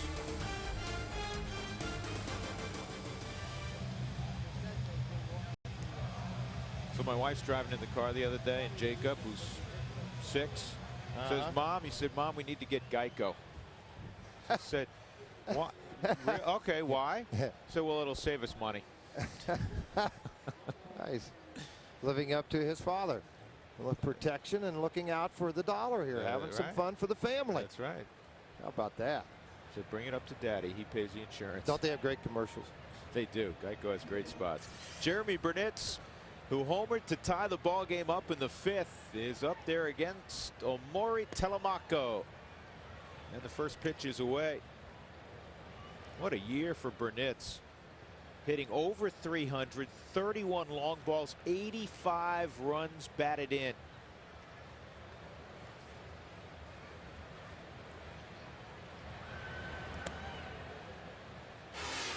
Early in the ball game, 5th inning, fastball up and away for Burnitz, and gone. 31 home runs now for Jeremy Burnitz. 3-0 pitch. He got the green light on a 3-0 pitch and hit it out. When you're down 1 run, you're a power hitter. I don't know many managers that would shut you down. He had a hack there on a pitch up on 2-0. Plus, you're a veteran guy that knows the strike zone. He gets something to drive it. Well, since the break, look at these RBI totals. Burnitz at 28 leads the National League. Batista, look how hot he's been in Montreal. He'll be in town next week. Oh, he had a pitch to drive there also, and he knows it. Well, you know what? It was a hanging slider. Yeah, but a little bit of that because of the reduction in velocity. got a little bit out on his front foot, so he didn't have a good back leg drive that he normally does. Hit the ball out of the ballpark. I know he's strong, and I know he's got great upper body strength. They changed enough of the velocity and the direction of it. Burnett's out on that front foot. I don't know what that is. Got to be a split finger, because a lot of times when you throw the split, you extend out on it, and you get too far and you just cramp it. I mean, that's basically what you're doing. You're just pinching it early to make sure you do keep it down, because you know what Burnett's can do with the ball up in the strike zone. Most of the time, if you throw the circle change, it has a tendency to fly out of the hand early and be high in the strike zone. You want to wrap that slider down, make sure he gets out over it. And he got him on a full count pitch. Telemaco with his second strikeout. 4 straight retired since he came on last inning. Now let's go back and look at this pitch. Let's start it all off for you right inside the glove. On a 3-2 count, you typically don't see the slider. But that's what was called by Lieberthal, and all of a sudden when he gets up on top of this, it's a backup. See, that ball just dives straight down versus down and in. Red dot in the back of the baseball gives you that indication. It was a slider. 0 for 1 and hit by a pitch. Matt Holliday up there. Burnett's with that home run has tied Albert Pujols for 3rd in the National League in home runs. Dunn has 34. Thome has 33. And then Burnett's and Pujols, Beltre and Edmonds with 30. This ball fouled off. Runs batted in the National League. Scott Rowland with 98. Vinny Castilla 94. And Jeremy Burnett's 85. So a couple of Rockies 2 and 3 in the RBI race. There's Vinny getting the night off. He's getting the night off, but Larry Bowa is not. Thinking about him being over on the Rockies bench late in this game. Vinny with the game-winning RBIs last night. A 2-run double off the top of the wall in the 8th inning. Ball and 2 strikes on Holliday.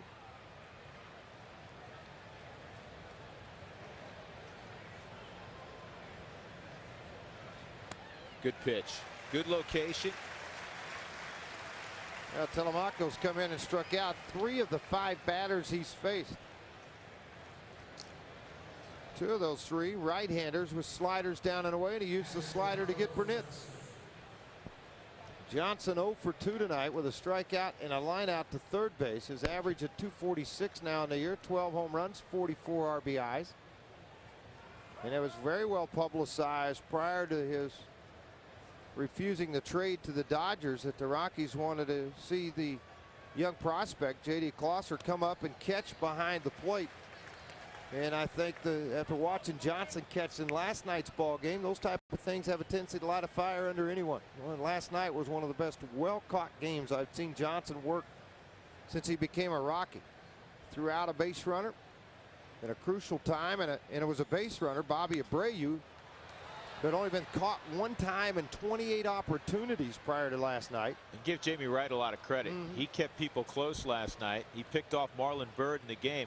I think as impressive as that throw from Charles Johnson last night, and I know what I'm about to say is one of the reasons you felt CJ had a great defensive game. He blocked a lot of pitches, and a lot of pitches with runners on base. He kept everything out in front. He used both hands. He used the glove hand and the bare hand. He moved located well. the baseball, moved well behind the plate. Called a very, very good ball game last night. 4 quality starts for Jamie Wright. That's upstairs, and it's 1 and 2. Hey, he had a 1-start opportunity, and he's turned it into maybe the rest of the year in the rotation. And then who knows? Well, you open up eyes through all of baseball. Today there's 9 scouts here, all major league scouts, not area scouts, not working a team, but 9 scouts here tonight. And they're all here scouting the Rockies, and this is the time of the year they do the offseason. This ball driven high and deep left field, way back. Take a good look. You won't see it for long. Charles Johnson has given the Rockies the lead, 2-1. Home run number 13. It is why that Rockies lineup is so dangerous. They can sting you anywhere in the order. You make a mistake, and they will make you pay for it. And that's a dugout that's starting to realize that they're playing tremendous baseball out on the road, and that they can be a force within a lot of divisions as this season comes to an end in 7 weeks. I mean, this pitch by Johnson, right on the inside part, Johnson has smoked it.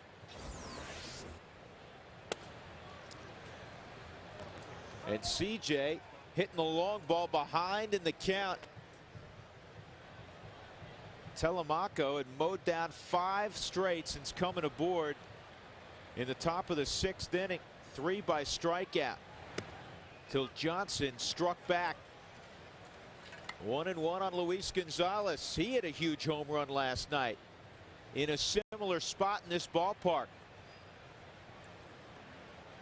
2-1 Colorado in the 7th. And this ball's hit high in the air to deep left field. Does it have enough coffee? Man, he did not miss that by much.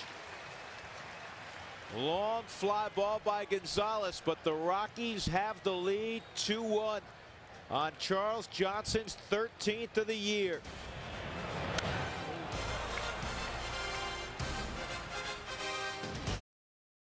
Now the rally score looks like he's taking a nap, but he couldn't have been, because Charles Johnson just hit a home run to make it 2-1. Rockies with 4 hits, 2 have left the building. 1 by Charles Johnson, 1 by Jeremy Burnitz. And the new pitcher for Colorado in the bottom of the 7th inning is Scott Doman. Yeah, his importance in the bullpen has grown dramatically because of his performance in the bullpen. 24 ball games so far. 4.03 earned run average. In 29 innings, he has struck out 28 and only walked 13. Now, with his explosive type fastball, and he's going to work the bottom of the order. Michaels, Bird, and then a pinch hitter. Attack the strike zone and utilize that hard slider. That is when he is at his best. You know, the thing about Doman you like to watch is he just has an attitude about his look and presence on the mound now that wasn't there when he first came to the big leagues and when he gave up the home run in Yankee Stadium to John Flaherty. I call it moxie. He knows he belongs. This ball's pulled foul by Jason Michaels. It's not so much he knows his stuff is good enough to get people out. He knows that he could throw the slider, and he knows also that it's been a learning process, that people were turned around a fastball at 95 belt high here. Hey, don't forget Wednesday night at the ballpark's ladies night at Coors Field, sponsored by Big O Tires. Next lady night, August the 18th, when the Rockies take on the New York Mets. All ladies of all ages coming through the gates at Coors Field will receive a voucher for a future game.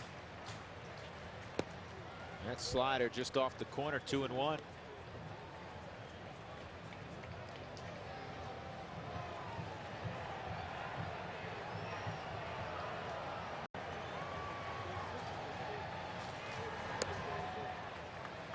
And 3-1.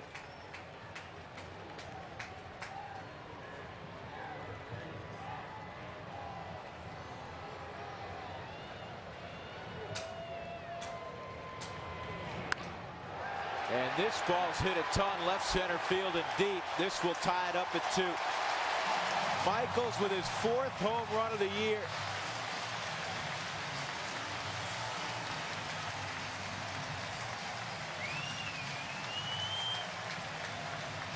A little that moxie got reversed. Yeah, is this game playing out as last night's did? Well, it's amazing now. The long ball has played the biggest part, obviously, in the last 2 days. And this youngster getting just his 27th start of the season by Larry Boa. Fastball, middle half in, just set on it. The only question is the location of the pitch out of the strike zone. I mean, that ball was just belt high. Well, one of the things about Doman is that he's a harder guy. I mean, he throws obviously throws hard. He's a power guy out of the bullpen. He's a power guy, and he throws that hard slider. And he will give up some home runs. He did in the minor leagues, and that was the 7th he's given up this year. But you're in a process of developing you from a starter to a reliever. Most starters are going to have 3, sometimes 4 pitches. And when you come out of the bullpen, they will eliminate pitches. You're not going to throw 4. You're just going to get that chance to throw a couple. And that's where he has developed the fastball and the hard slider. And it is all hard because you're coming with your best stuff that you have at that time to get through an inning. And if you go to your 3rd or 4th best pitch to get someone out, you're going to lose more than you're going to win situations. Well, Doug Glanville will come off the bench. Call your pinch hit earlier. And that slider's away. Ball 1. The veteran Doug Glanville, primarily a pinch hitter and defensive role player for Philadelphia this year. Guy's always played because of his speed in years past. I mean, he's a right-handed hitting Tom Goodwin. He's got good speed. He's not going to hit the ball out of the ballpark a lot. He only has 1 home run this year, just 7 RBIs, but he's only had 119 at bats. 6 stolen bases.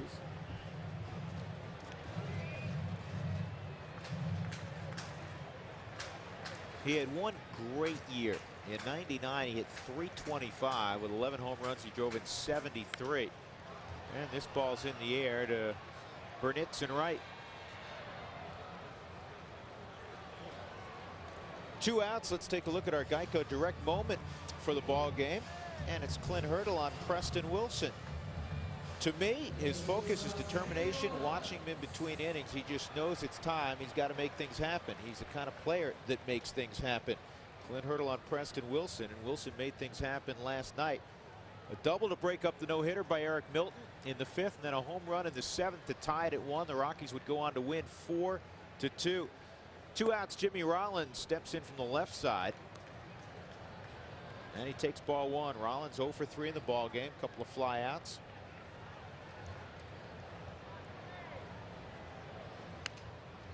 Felix Rodriguez has started to throw down in the Phillies bullpen. He'll come into this ball game tied. Last night, former Rocky Todd Jones got a chance in the 8th.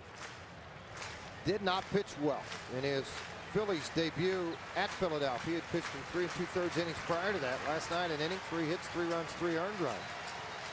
And because Worrell had pitched in 4 out of 5 ball games, they pushed Rodriguez back to the closer's role last night. This ball struck well. Right field and deep, and Burnitz will get there. So Jimmy Rollins sent a charge into that one, but Burnitz tracks it down. 2-2 because Jason Michaels hit one out to left center. We'll go to the 8th. Everything knotted here in the top of the 8th. 2-2. The Rockies will have a pinch hitter, Mark Sweeney, and then it'll go top of the order, Miles and Clayton, to face Felix Rodriguez. Rodriguez in his career versus the Rockies, 44 games, a 4-0 record, 324 earned run average, and 1 save. He hasn't ever been asked to close games against the Rockies. He's been asked to set games up for the closer in San Francisco over the year.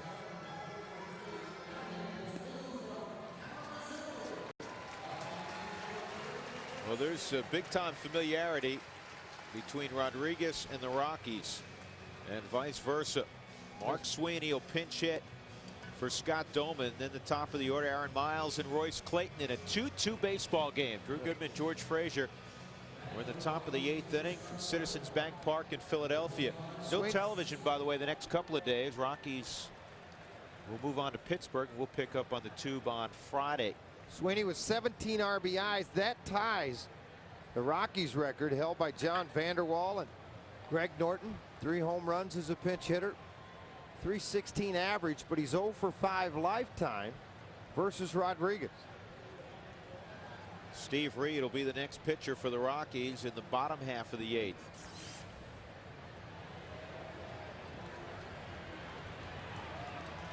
Sweeney has been hot.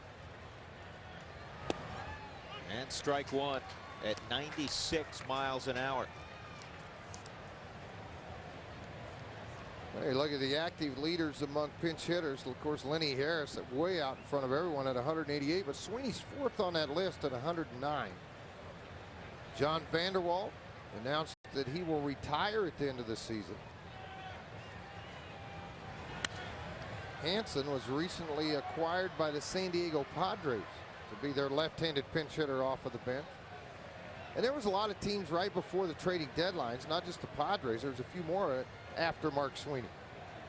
Well, when you hit the way Mark has off the bench this year, you will find that there are a lot of people interested. Sweeney behind 0-2.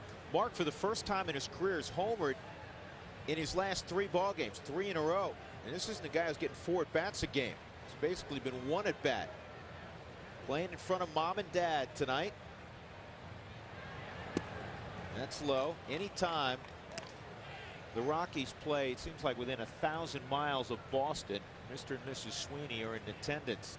Sometimes one or more of Mark's brothers will come along also.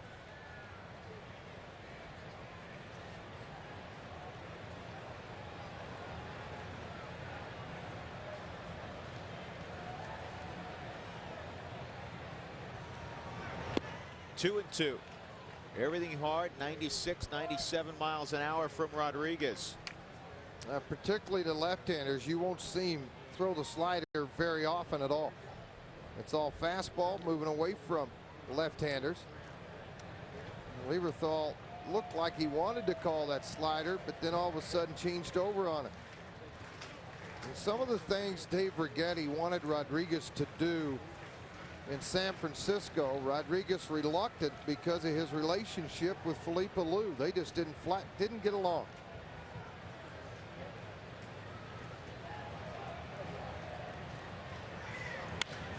And Sweeney hits it in the air to center field. And Marlon Byrd puts it away, 1 out. Here's what's on tap for the Colorado Rockies. Graphically, our television schedule. Next time we're on the air, 5 p.m. from Pittsburgh in PNC Park against Craig Wilson and Jack Wilson on Fox Sports Net. Then UPN 20 Saturday also at 5, and Sunday at 11:30 in the morning on UPN 20, and then Tuesday and Wednesday on FSN back home as the Mets come to town. Pre-game show on FSN beginning things at 6:30. So Sweeney retired, and Aaron Miles 0 for 3 in the ball game. Average at 312.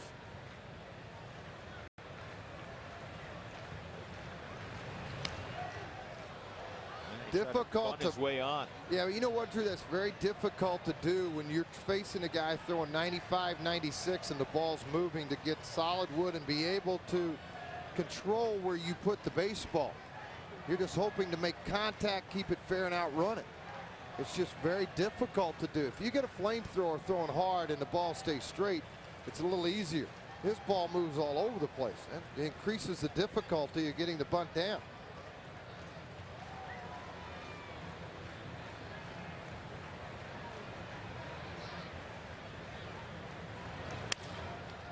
And this will be a tough play for Rollins. Quick release, he won't get him. Infield hit for Aaron Miles.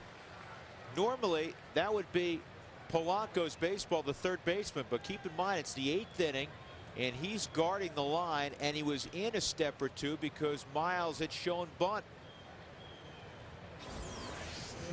Yeah, anytime you reduce the mobility of a player, it increases your chances. And again, Miles, one of those guys that has just slapped the ball through the left side of the infield over and over again. But now you can just see him gut it out and get there way ahead of the throw from Rollins. And Rollins has been special at shortstop. Royce Clayton.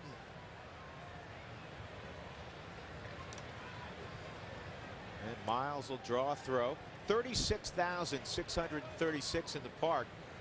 That ends the string of sellouts here at Citizens Bank Park. It sold out a slew in a row, 42,000 plus on hand last night.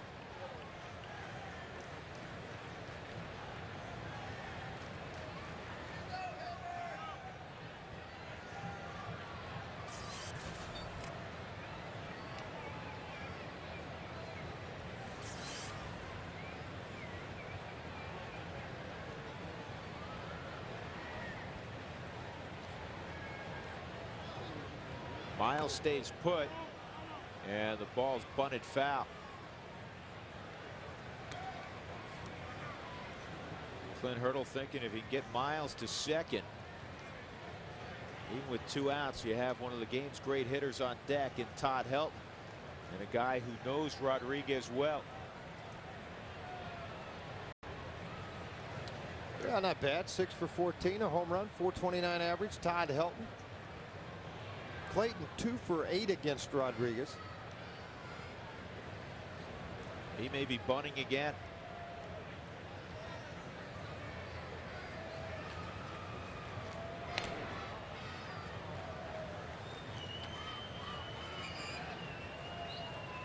Sandy Alomar going through his battery of signs. Miles and Clayton very attentive.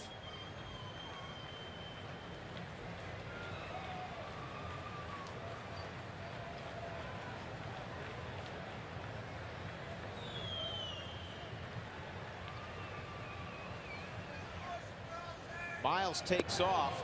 Straight steals on, high throw, but in time. Lieberthal got behind the baseball, and when you throw as hard as Rodriguez, you're going to have chances to cut down the running game. Got a good pitch to throw on, too.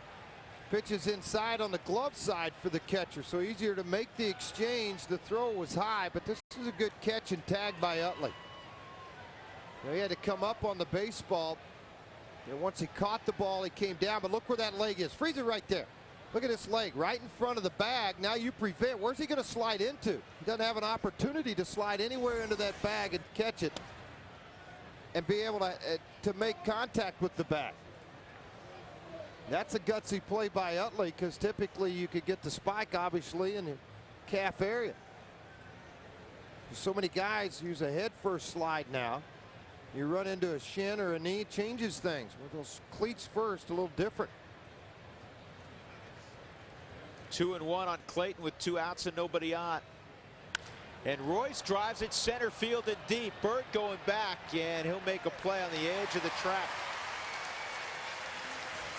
So there was a hit, but Miles was cut down by Lieberthal. We'll go to the bottom of the 8th. Not George, pay attention. It's time for our Just for Men hair color rejuvenating play of the day. 2 men on. Bobby Abreu, a dangerous man at the plate. And Joe Kennedy got him. Jammed him. Got a ground out to second. Get out of a little jam. Our Just for Men rejuvenating play of the day. We go to the bottom of the 8th inning. Steve Reed on again. He pitched in last night's ball game. He'll face Polanco, Abreu, and Tomey. 2, 3, and 4. In the Phillies lineup in the bottom of the 8th. We're tied at 2. Now, left-handers have not faced Steve Reed all year. That doesn't mean these 2 won't, but he's pitched very well against them. My only left-hander in the bullpen, Lopez, he's out of the game already. He pitched an inning, gave up a hit, Dolman a hit, the home run to tie the ball game. Now it's up to Reed in the 8th inning. Polanco's 2 for 3, a couple of singles. His average 276 on the season. Yeah, for all the talk of this being a hitter's paradise, we have seen the long ball in the first 2 ball games, but we've seen better pitching than anything else. 4-2, Colorado wins last night. Jamie Wright pitched great. The bullpen was terrific. And tonight, there's been 11 hits, 6 for the Phillies and a couple of runs, 5 hits for the Rockies and a couple of runs, both on home runs. Burnitz's 31st, Charles Johnson with his 13th. Polanco hits a flare to right, and Burnitz will get there.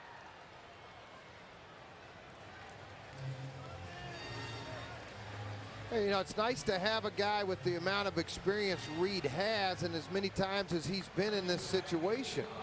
Tie ball game late in the game. A lot of managers, they don't have the same luxury.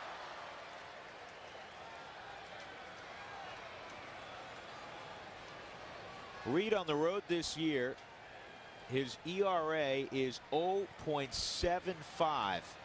He's given up just 2 earned runs in 24 innings. Only the Baltimore Orioles' B.J. Ryan has a lower road ERA.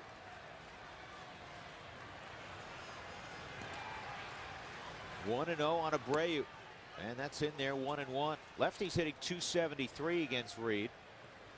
Righty's about the same, .269.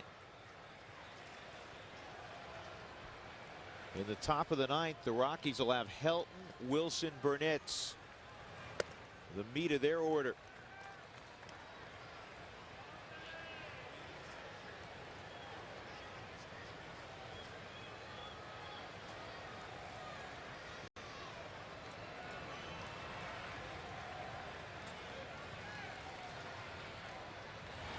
And Abreu doesn't get that pitch. See, it's not so much the velocity, it's just the location with Reed.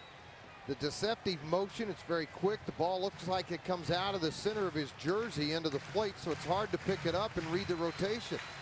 And then when he throws a fastball 86 miles an hour, follows it up with a slider at 76, and his ability as a sidearmer to throw inside to left-handed. Well, Abreu with a base hit. And now you have to worry about the running game with Bobby Abreu. Thome coming to the plate. You don't figure to have him run with Thome up there. Well, that's what I was just getting ready to say, Drew. With Thome at the plate, two things happen. Leave your bag open on the right side, because Helton's got to hold him on. If he steals the base, it's an easy access for Hurdle to walk him. With one out, set up a double play. Yeah, the right-hander Lieberthal, who does not run well. Thome wouldn't run well. They just set up a perfect double play situation with a sinker ball pitcher on the mound. But that doesn't mean that Boa won't run him, but he does a lot of things backwards. Not as likely here, but if you get past Thome with 2 outs and Lieberthal up there, a much greater likelihood. But first things first, and that's Jim Thome against Steve Reed. 2 fly balls and a ground out for Jim Thome in the game. Well, he struggled with runners on base too. 229 average for Thome. 23 base hits to the left side of the infield. And with the Rockies shift up, obviously that's easy access for Thome. Might be the only time a big man get booed, though, if he laid the bunt down right now. Tie ball game in the 8th inning. So many hitters that are power hitters and pull hitters. If they try to rework their swing to go to the opposite field, they usually have a loop in their swing and pop a ball up versus staying on top of that pitch.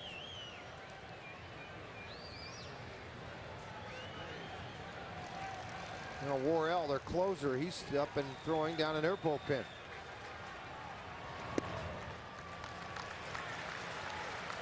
Two and nothing on Thome. Worrell's their closer. He wasn't available in last night's ball game because he had pitched 5 of the previous 6 days. Look at those 414 home runs for Thome. And a strike.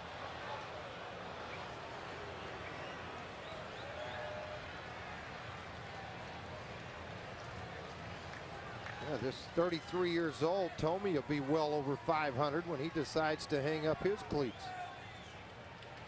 Yeah, 4 more years left on a contract, a 6-year contract signed with Philadelphia.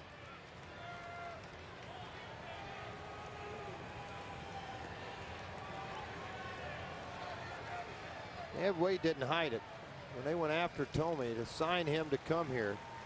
This ballpark was tailor-made for a left-handed power-hitting hitter with that short porch and right. 3-1. Rockies have had success busting Thome in. And that's where Reed has stayed true to the scouting report.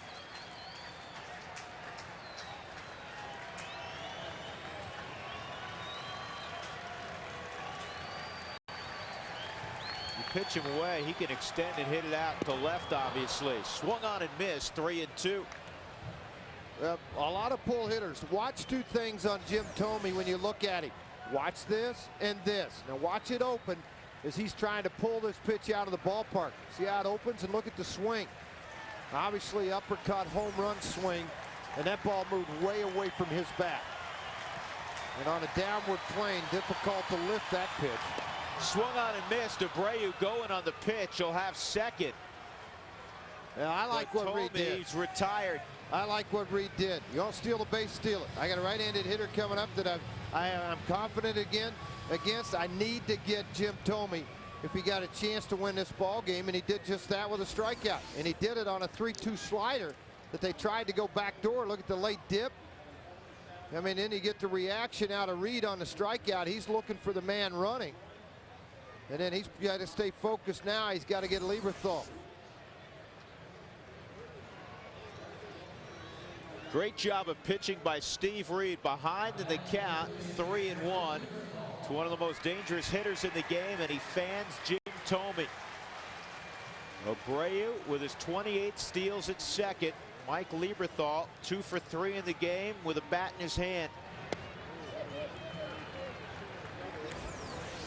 Well, realistically right now, Charles Johnson and Steve Reed are thinking about one thing.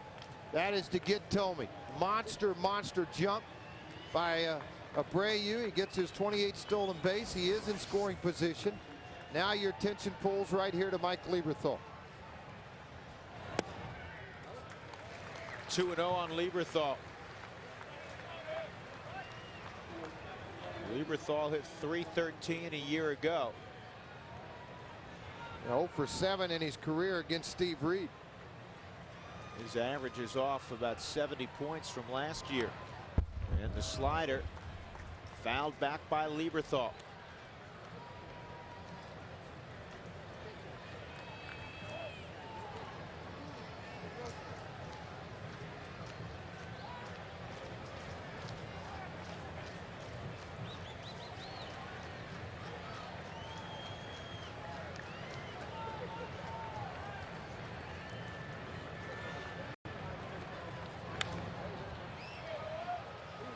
That'll even the count. 2 balls, 2 strikes.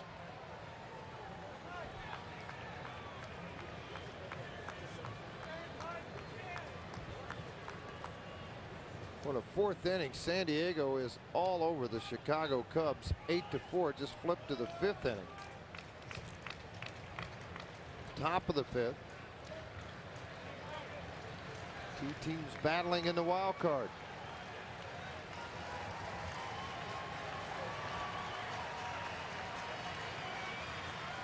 2-2, broken bat, and it's going to drop for a base hit. And Philadelphia takes the lead on a broken bat bloop single just out of the reach of Royce Clayton. Steve Reed made a great pitch. And then when you have a guy like Reed on the mound, and if velocity at 86, 87, typically balls get pulled.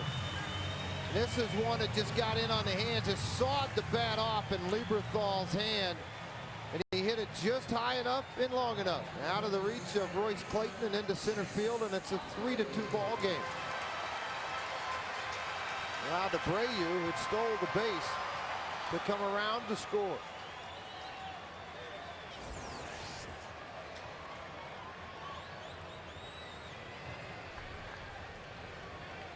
Chase Utley, the former UCLA All-American. And Utley drives it deep right. Burnitz will catch it at the base of the wall. So we will go to the 9th inning. Philadelphia with a 1-run lead. Wilson Burnitz. Rockies have had to play catch up throughout the year. They have 31 come from behind wins. They're down a run in the top of the 9th. More from the ballpark in a moment, but first we go to Denver, a couple thousand miles away, and Tim Ring. Yeah, Drew, you know what? We're going to talk to Gary Barnett tonight one-on-one and actually talk football. What can we expect out of the 2004 Buffaloes? Also, Kobe Bryant facing another lawsuit, but we'll tell you why it's actually good news for the Lakers embattled guard. And also a Bronco wrap from Canton. We'll have all the injury updates, who might be in, who might be out for next week's game in Buffalo. It's all coming up after the Rockies and the Phillies tonight. Early edition of the Rocky Mountain Sports Report. All right, Tim, we'll look forward to that in a little bit. Hopefully it's after another Rockies come from behind win. Tim Worrell is the closer for Philadelphia with Billy Wagner on the shelf. 13 of 18 in save opportunities, so he has coughed up a few. Yeah, he has 57 and 2/3 innings, 43 strikeouts, 9 home runs allowed in those 57 and 2/3. The 3 Rockies hitters that will face Worrell, Helton, Wilson, and Burnett's a combined 4 for 24 in their career. Only 1 home run given up by Worrell. You couldn't set it up any better for the Rockies to tie this game up with the middle of their lineup and the power there.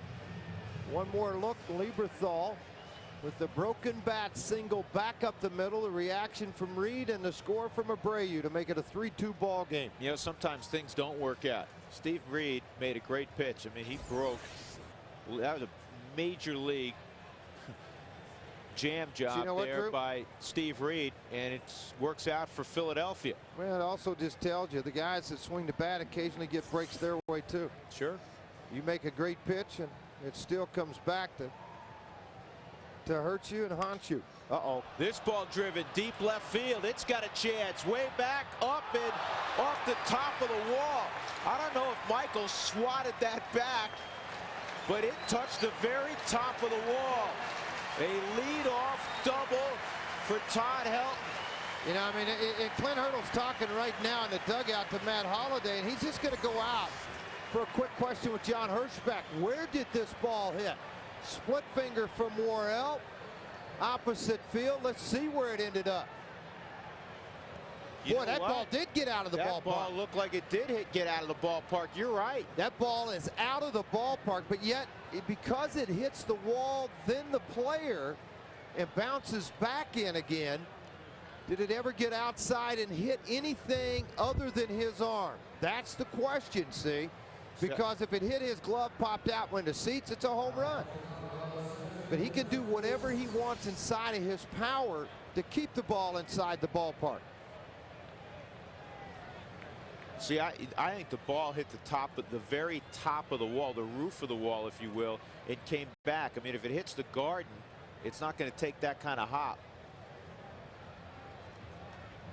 Wilson up there, strike one. Well, let's go back and look right now. The ball's already underneath his glove. It hits it. See, that ball hits right here. Yeah, that's ball hits the wall. Then it comes up. As it comes up, it hits his elbow or underneath his arm and shoots right back down. Yeah, it's the right call.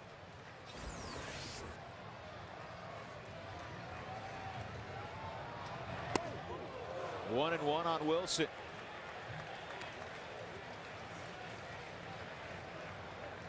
Well, you got to like your chances to at least tie it with the leadoff man at second base. Well, you like it because of who you got coming to the plate in the inning. Helton, Wilson, and Burnett, and then Holliday, the youngster. Worrell doesn't throw as hard as he used to. Used to be a guy in the mid-90s. Fastball 88, 89, tries to trick you. And they may have a play at third. They will. Helton tried to cross over, and a smart play by Chase Utley. The ball was hit sharply, and when he fielded it, he had Todd Helton within his vision, and Helton hesitated for a moment. That is an enormous play. Well, look what happened, and the biggest thing that worked to Utley's advantage was where he came from. This ball's going to move over. His momentum's coming here. I mean, all he can throw a bullet right now at third base, even though Helton got a pretty good lead. He froze because he thought maybe Worrell was going to catch the baseball in the air. When he thought that made the play relatively easy for Utley. He had to freeze, and the ball finally gets through the top.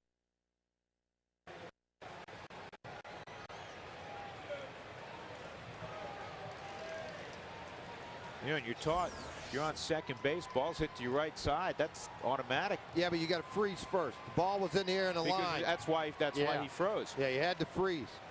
But when the ball's froze that much up the middle, it's a split decision he has to make. Go to third, go back to second. You know, it's interesting. Maybe we can replay it again. If Helton decides to go back to second, Utley may have a play on him coming back toward the bag also. Well, he's only 4 or 5 feet off. It's a foot race to get there, and I think Utley at that point probably would have taken it. You know, probably would have taken the out at first base. That way, at least you can open something up to walk Burnett if you need to.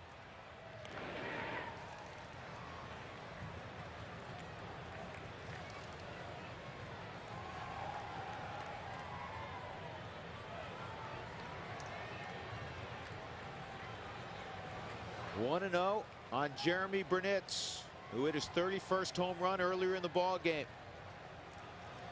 Yeah, set up now, fastball in. Didn't get there.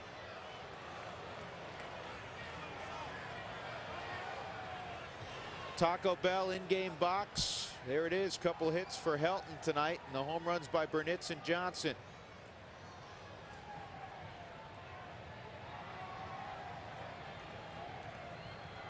Two-0 count on Burnitz. Fastball situation, but doesn't necessarily mean that. As there's the split finger thrown by Worrell. He wouldn't give in the offensive count, 2-0. Well, he can't give in. Not to a guy like Burnitz. Burnitz 2 for 8 with 4 strikeouts.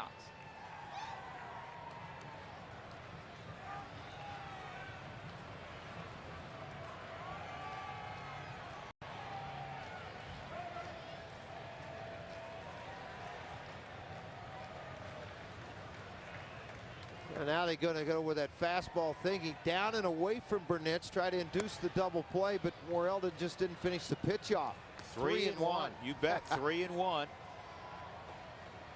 Wilson at first base, 1 out. Holiday's on deck. See if he goes with the fastball. Low. Let's go back to that play one more time. Yeah, freeze it up on top for me, guys, when the ball's caught.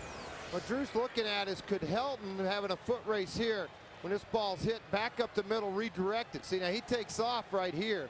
He froze for the instant and goes over. He doesn't have a play at second base on Helton. The only play he's got is over at third base on Helton. If he doesn't have the play there, he can go to first. No, what I was curious is, would Todd have been able to even get back to second base with the ball hit to Utley sharply? Well, after he froze, then he made the move to third. Probably not. Utley probably could have had a play on him at second if he would have got, tried to come back to the bag, and that's probably why Helton went on to third. He was far enough off, read it, and decided to go on. I tell you, a lot of conversation here, huh? Vinny Castilla's coming on to pinch hit for Matt Holliday. Castilla's numbers against Worrell in his career, 3 for 13, but of those 3 hits, 2 have left the yard. And Vinny, one of the offensive stars last night for the Rockies. A 2-run double off the top of the wall in the 8th inning. He has a chance for more heroics. 1 out, 2 on. 3-2 Philadelphia in the 9th. Off the outside corner, ball 1.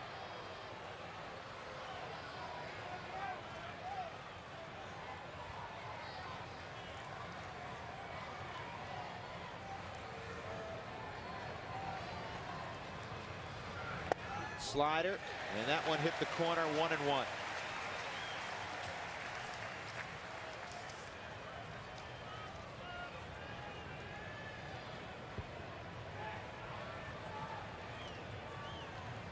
Yeah, that team excited. They're looking for a base hit. They're looking for a way to win a game in the 9th again.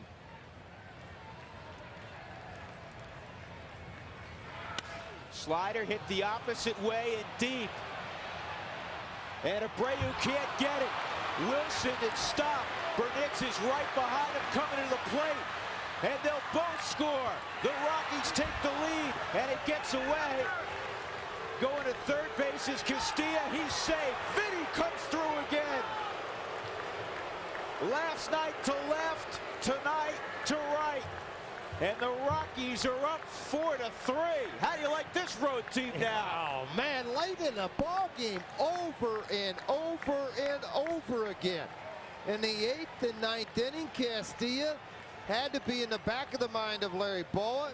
Clint Hurdle picked his spot to pinch hit for Castilla for Holliday, take the veteran's chance, and then on another slider, the ball hit deep to right field. Abreu takes a bad move on the baseball, has to play it off of the wall. Look at this. Burnitz, he felt like, I'm going to score no matter what. And as a result of that, he's 15 feet behind Preston Wilson. Yeah, it looked like a train coming in. I can't remember what game it was. Where were two guys both slid into home plate at the same time? And they were both out. Yeah. Not Burnitz, not Wilson. 4-3 Rockies lead This big at bat for Charles Johnson. Extend this thing to 5-3 with a fly ball. And the infield is in. And the bullpen of the Philadelphia Phillies, second day in a row, failed miserably late in the ball game.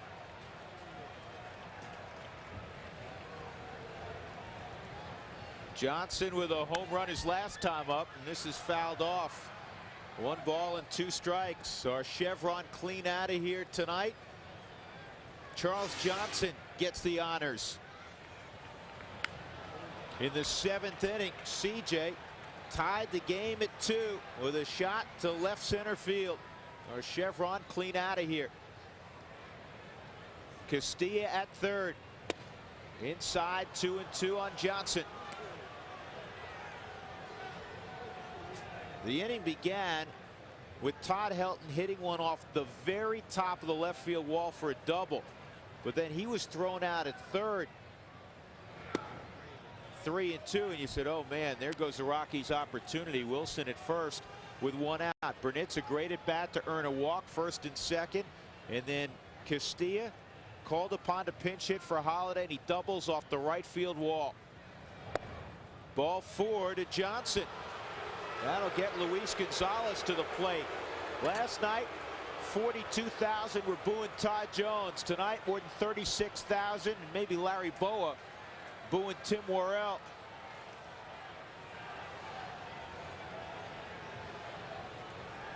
We've said it on the other side in reference to Sean Chacon many times. The hardest outs to get, the final 3 in a ball game. Well, it never fails either. You're always going to seem like you're facing number 3, 4, and 5, or 4, 5, and 6 when you come in to pitch the 9th inning.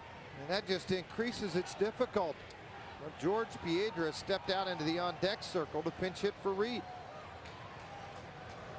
1 out.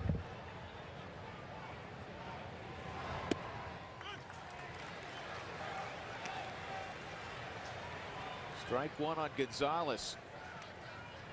Rockies should get a couple of shots. The way the defense is set up, it's got to be set up this way from Philadelphia's standpoint to drive in Castilla, because they're not set up to turn 2.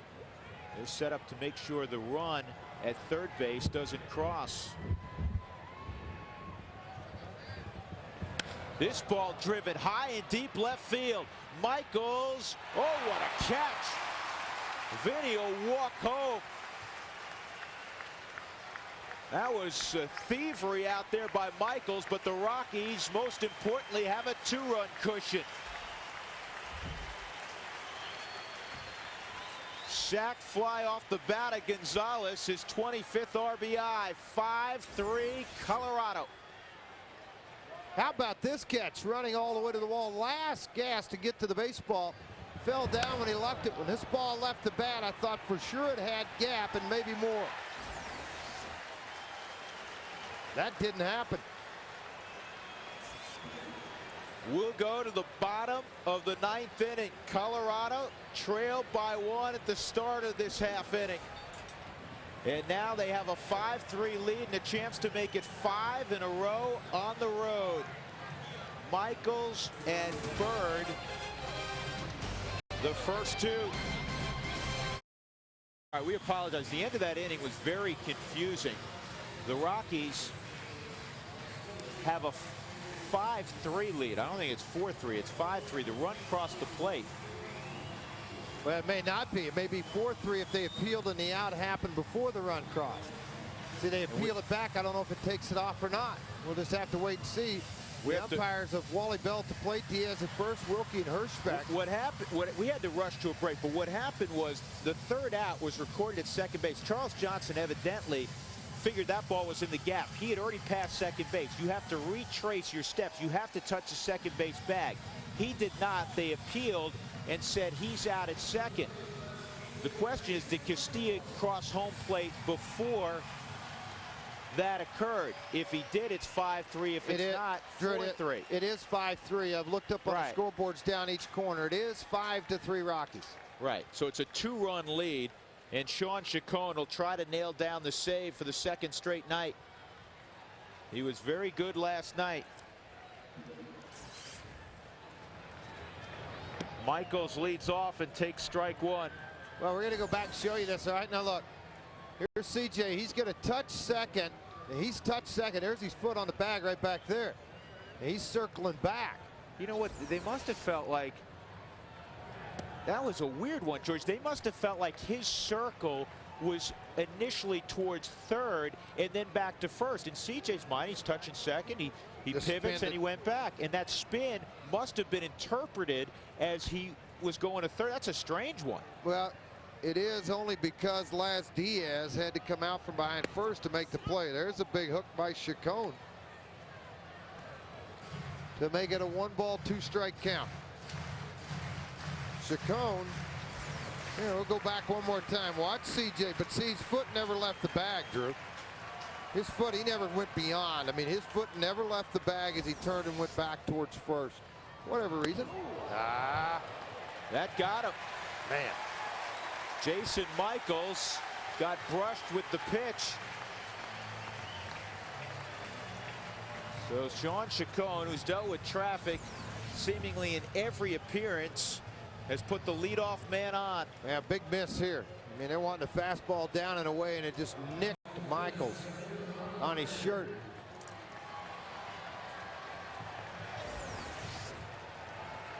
Tomas Perez has come out on deck. Marlon Byrd is at the plate. And he takes strike one. Chacon had the real good curveball last night. Rockies up by 2 runs.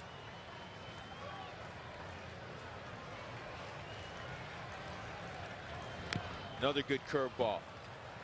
Well, last night was a real special win. If the Rockies can hang on here, they might have won up their performance from Monday night. 0-2 on Byrd.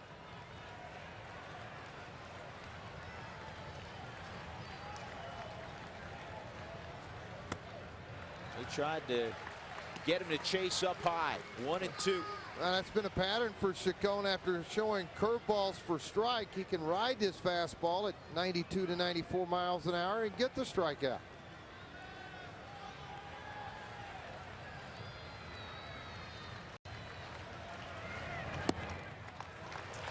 Typically his fastball went away and out over the top. It cuts away from right-handed hitter. And it's a natural cutter. I mean, he's not attempting to throw the cut fastball.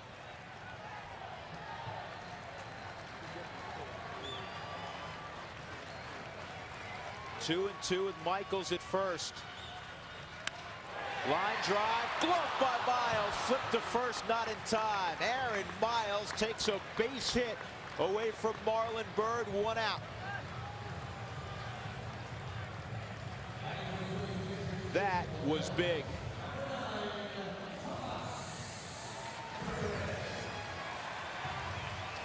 Yeah, big, huge, yeah. Just get the out, now come to first base with it, but a very alert Michaels gets back to the bag. Good timing by Aaron Miles to get up and catch the baseball. Tomas Perez against Sean Chacon. He's faced him once and walked. Perez, a pinch hitter last night. Switch hitter in from the left side.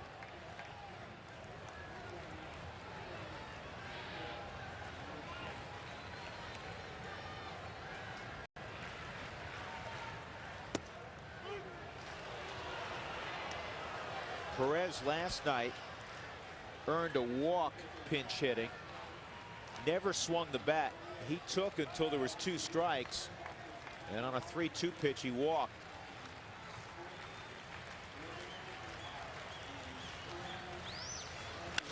Ground ball could be 2. Miles for 1, and Clayton does the smart thing. Instead of chancing a throw, he's going to eat the baseball. They didn't really have a chance the way Perez runs. The ball swung over in the hole. 2 outs, and Jimmy Rollins will come up. He's 0 for 4 in the game.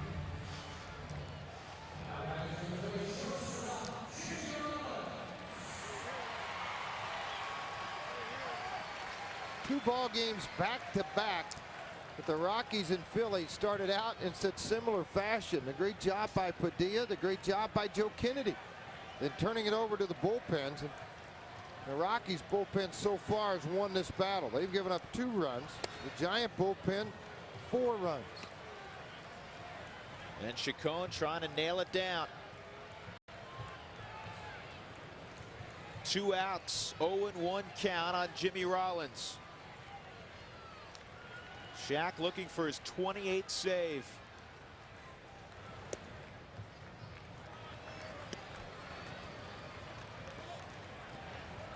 None have seemingly been routine.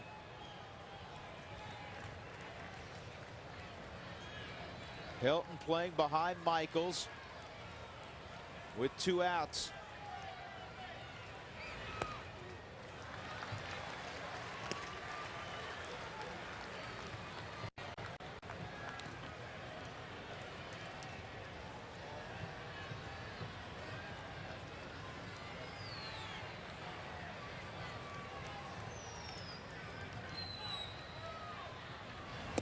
And 3-1.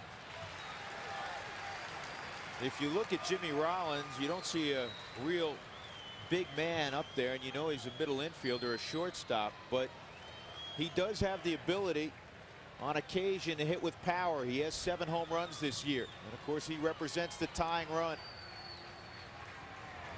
3-1, he swings through it. Michaels goes to second.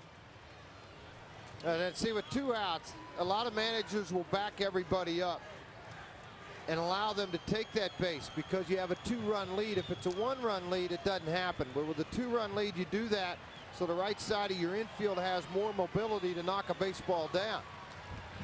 Todd Helton's hugging the line at first base for the simple reason you don't want to give up a double late in the ball game. You'll give up a single. So you see Helton right over here in the corner of your screen.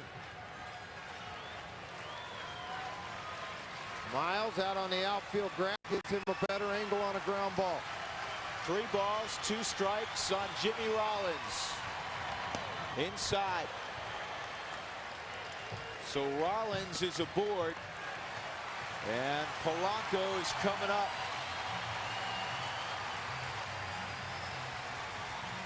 And now the speed on the bases, particularly with Rollins, is part of the story. Jimmy Rollins, the tying run, can fly.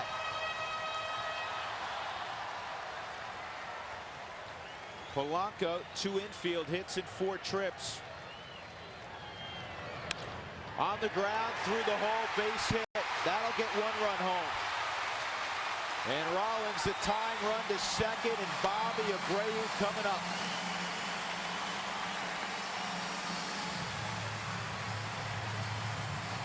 Five-4.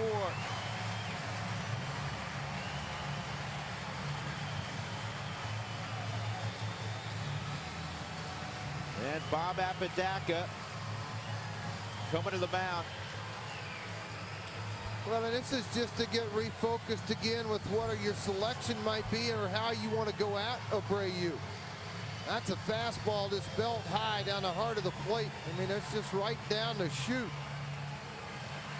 Able to come around and score it relatively easy. Perez to make it a 5-4 ball game. And a tough out at the plate now. A real tough out.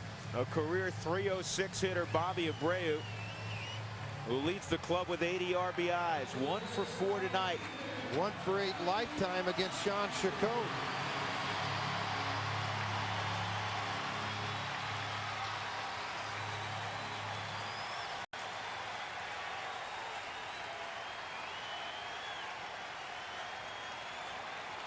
Interestingly, lefties have hit just .242 against Chacon this year. Righties .357. Here we go. And ball 1.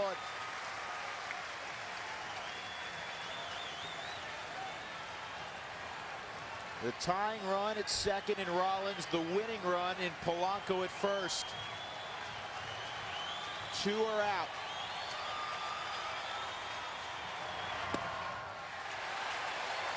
Two and nothing.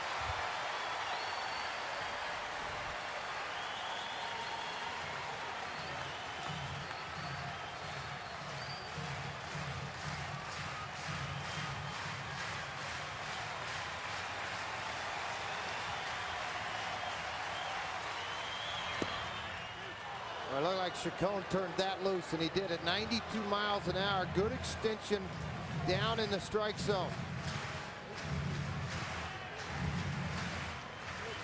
As hard at 3 outs as it was for Worrell, it's not any different for Sean Chacon as a closer.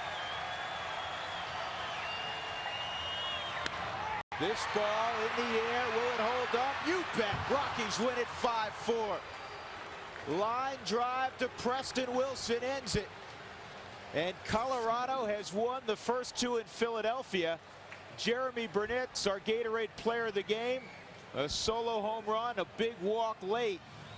The Rockies have now won 5 straight road games for the first time in 7 years. It's been a lot of fun. Let's go to Tim and Mark in the studio. Guys, how about that?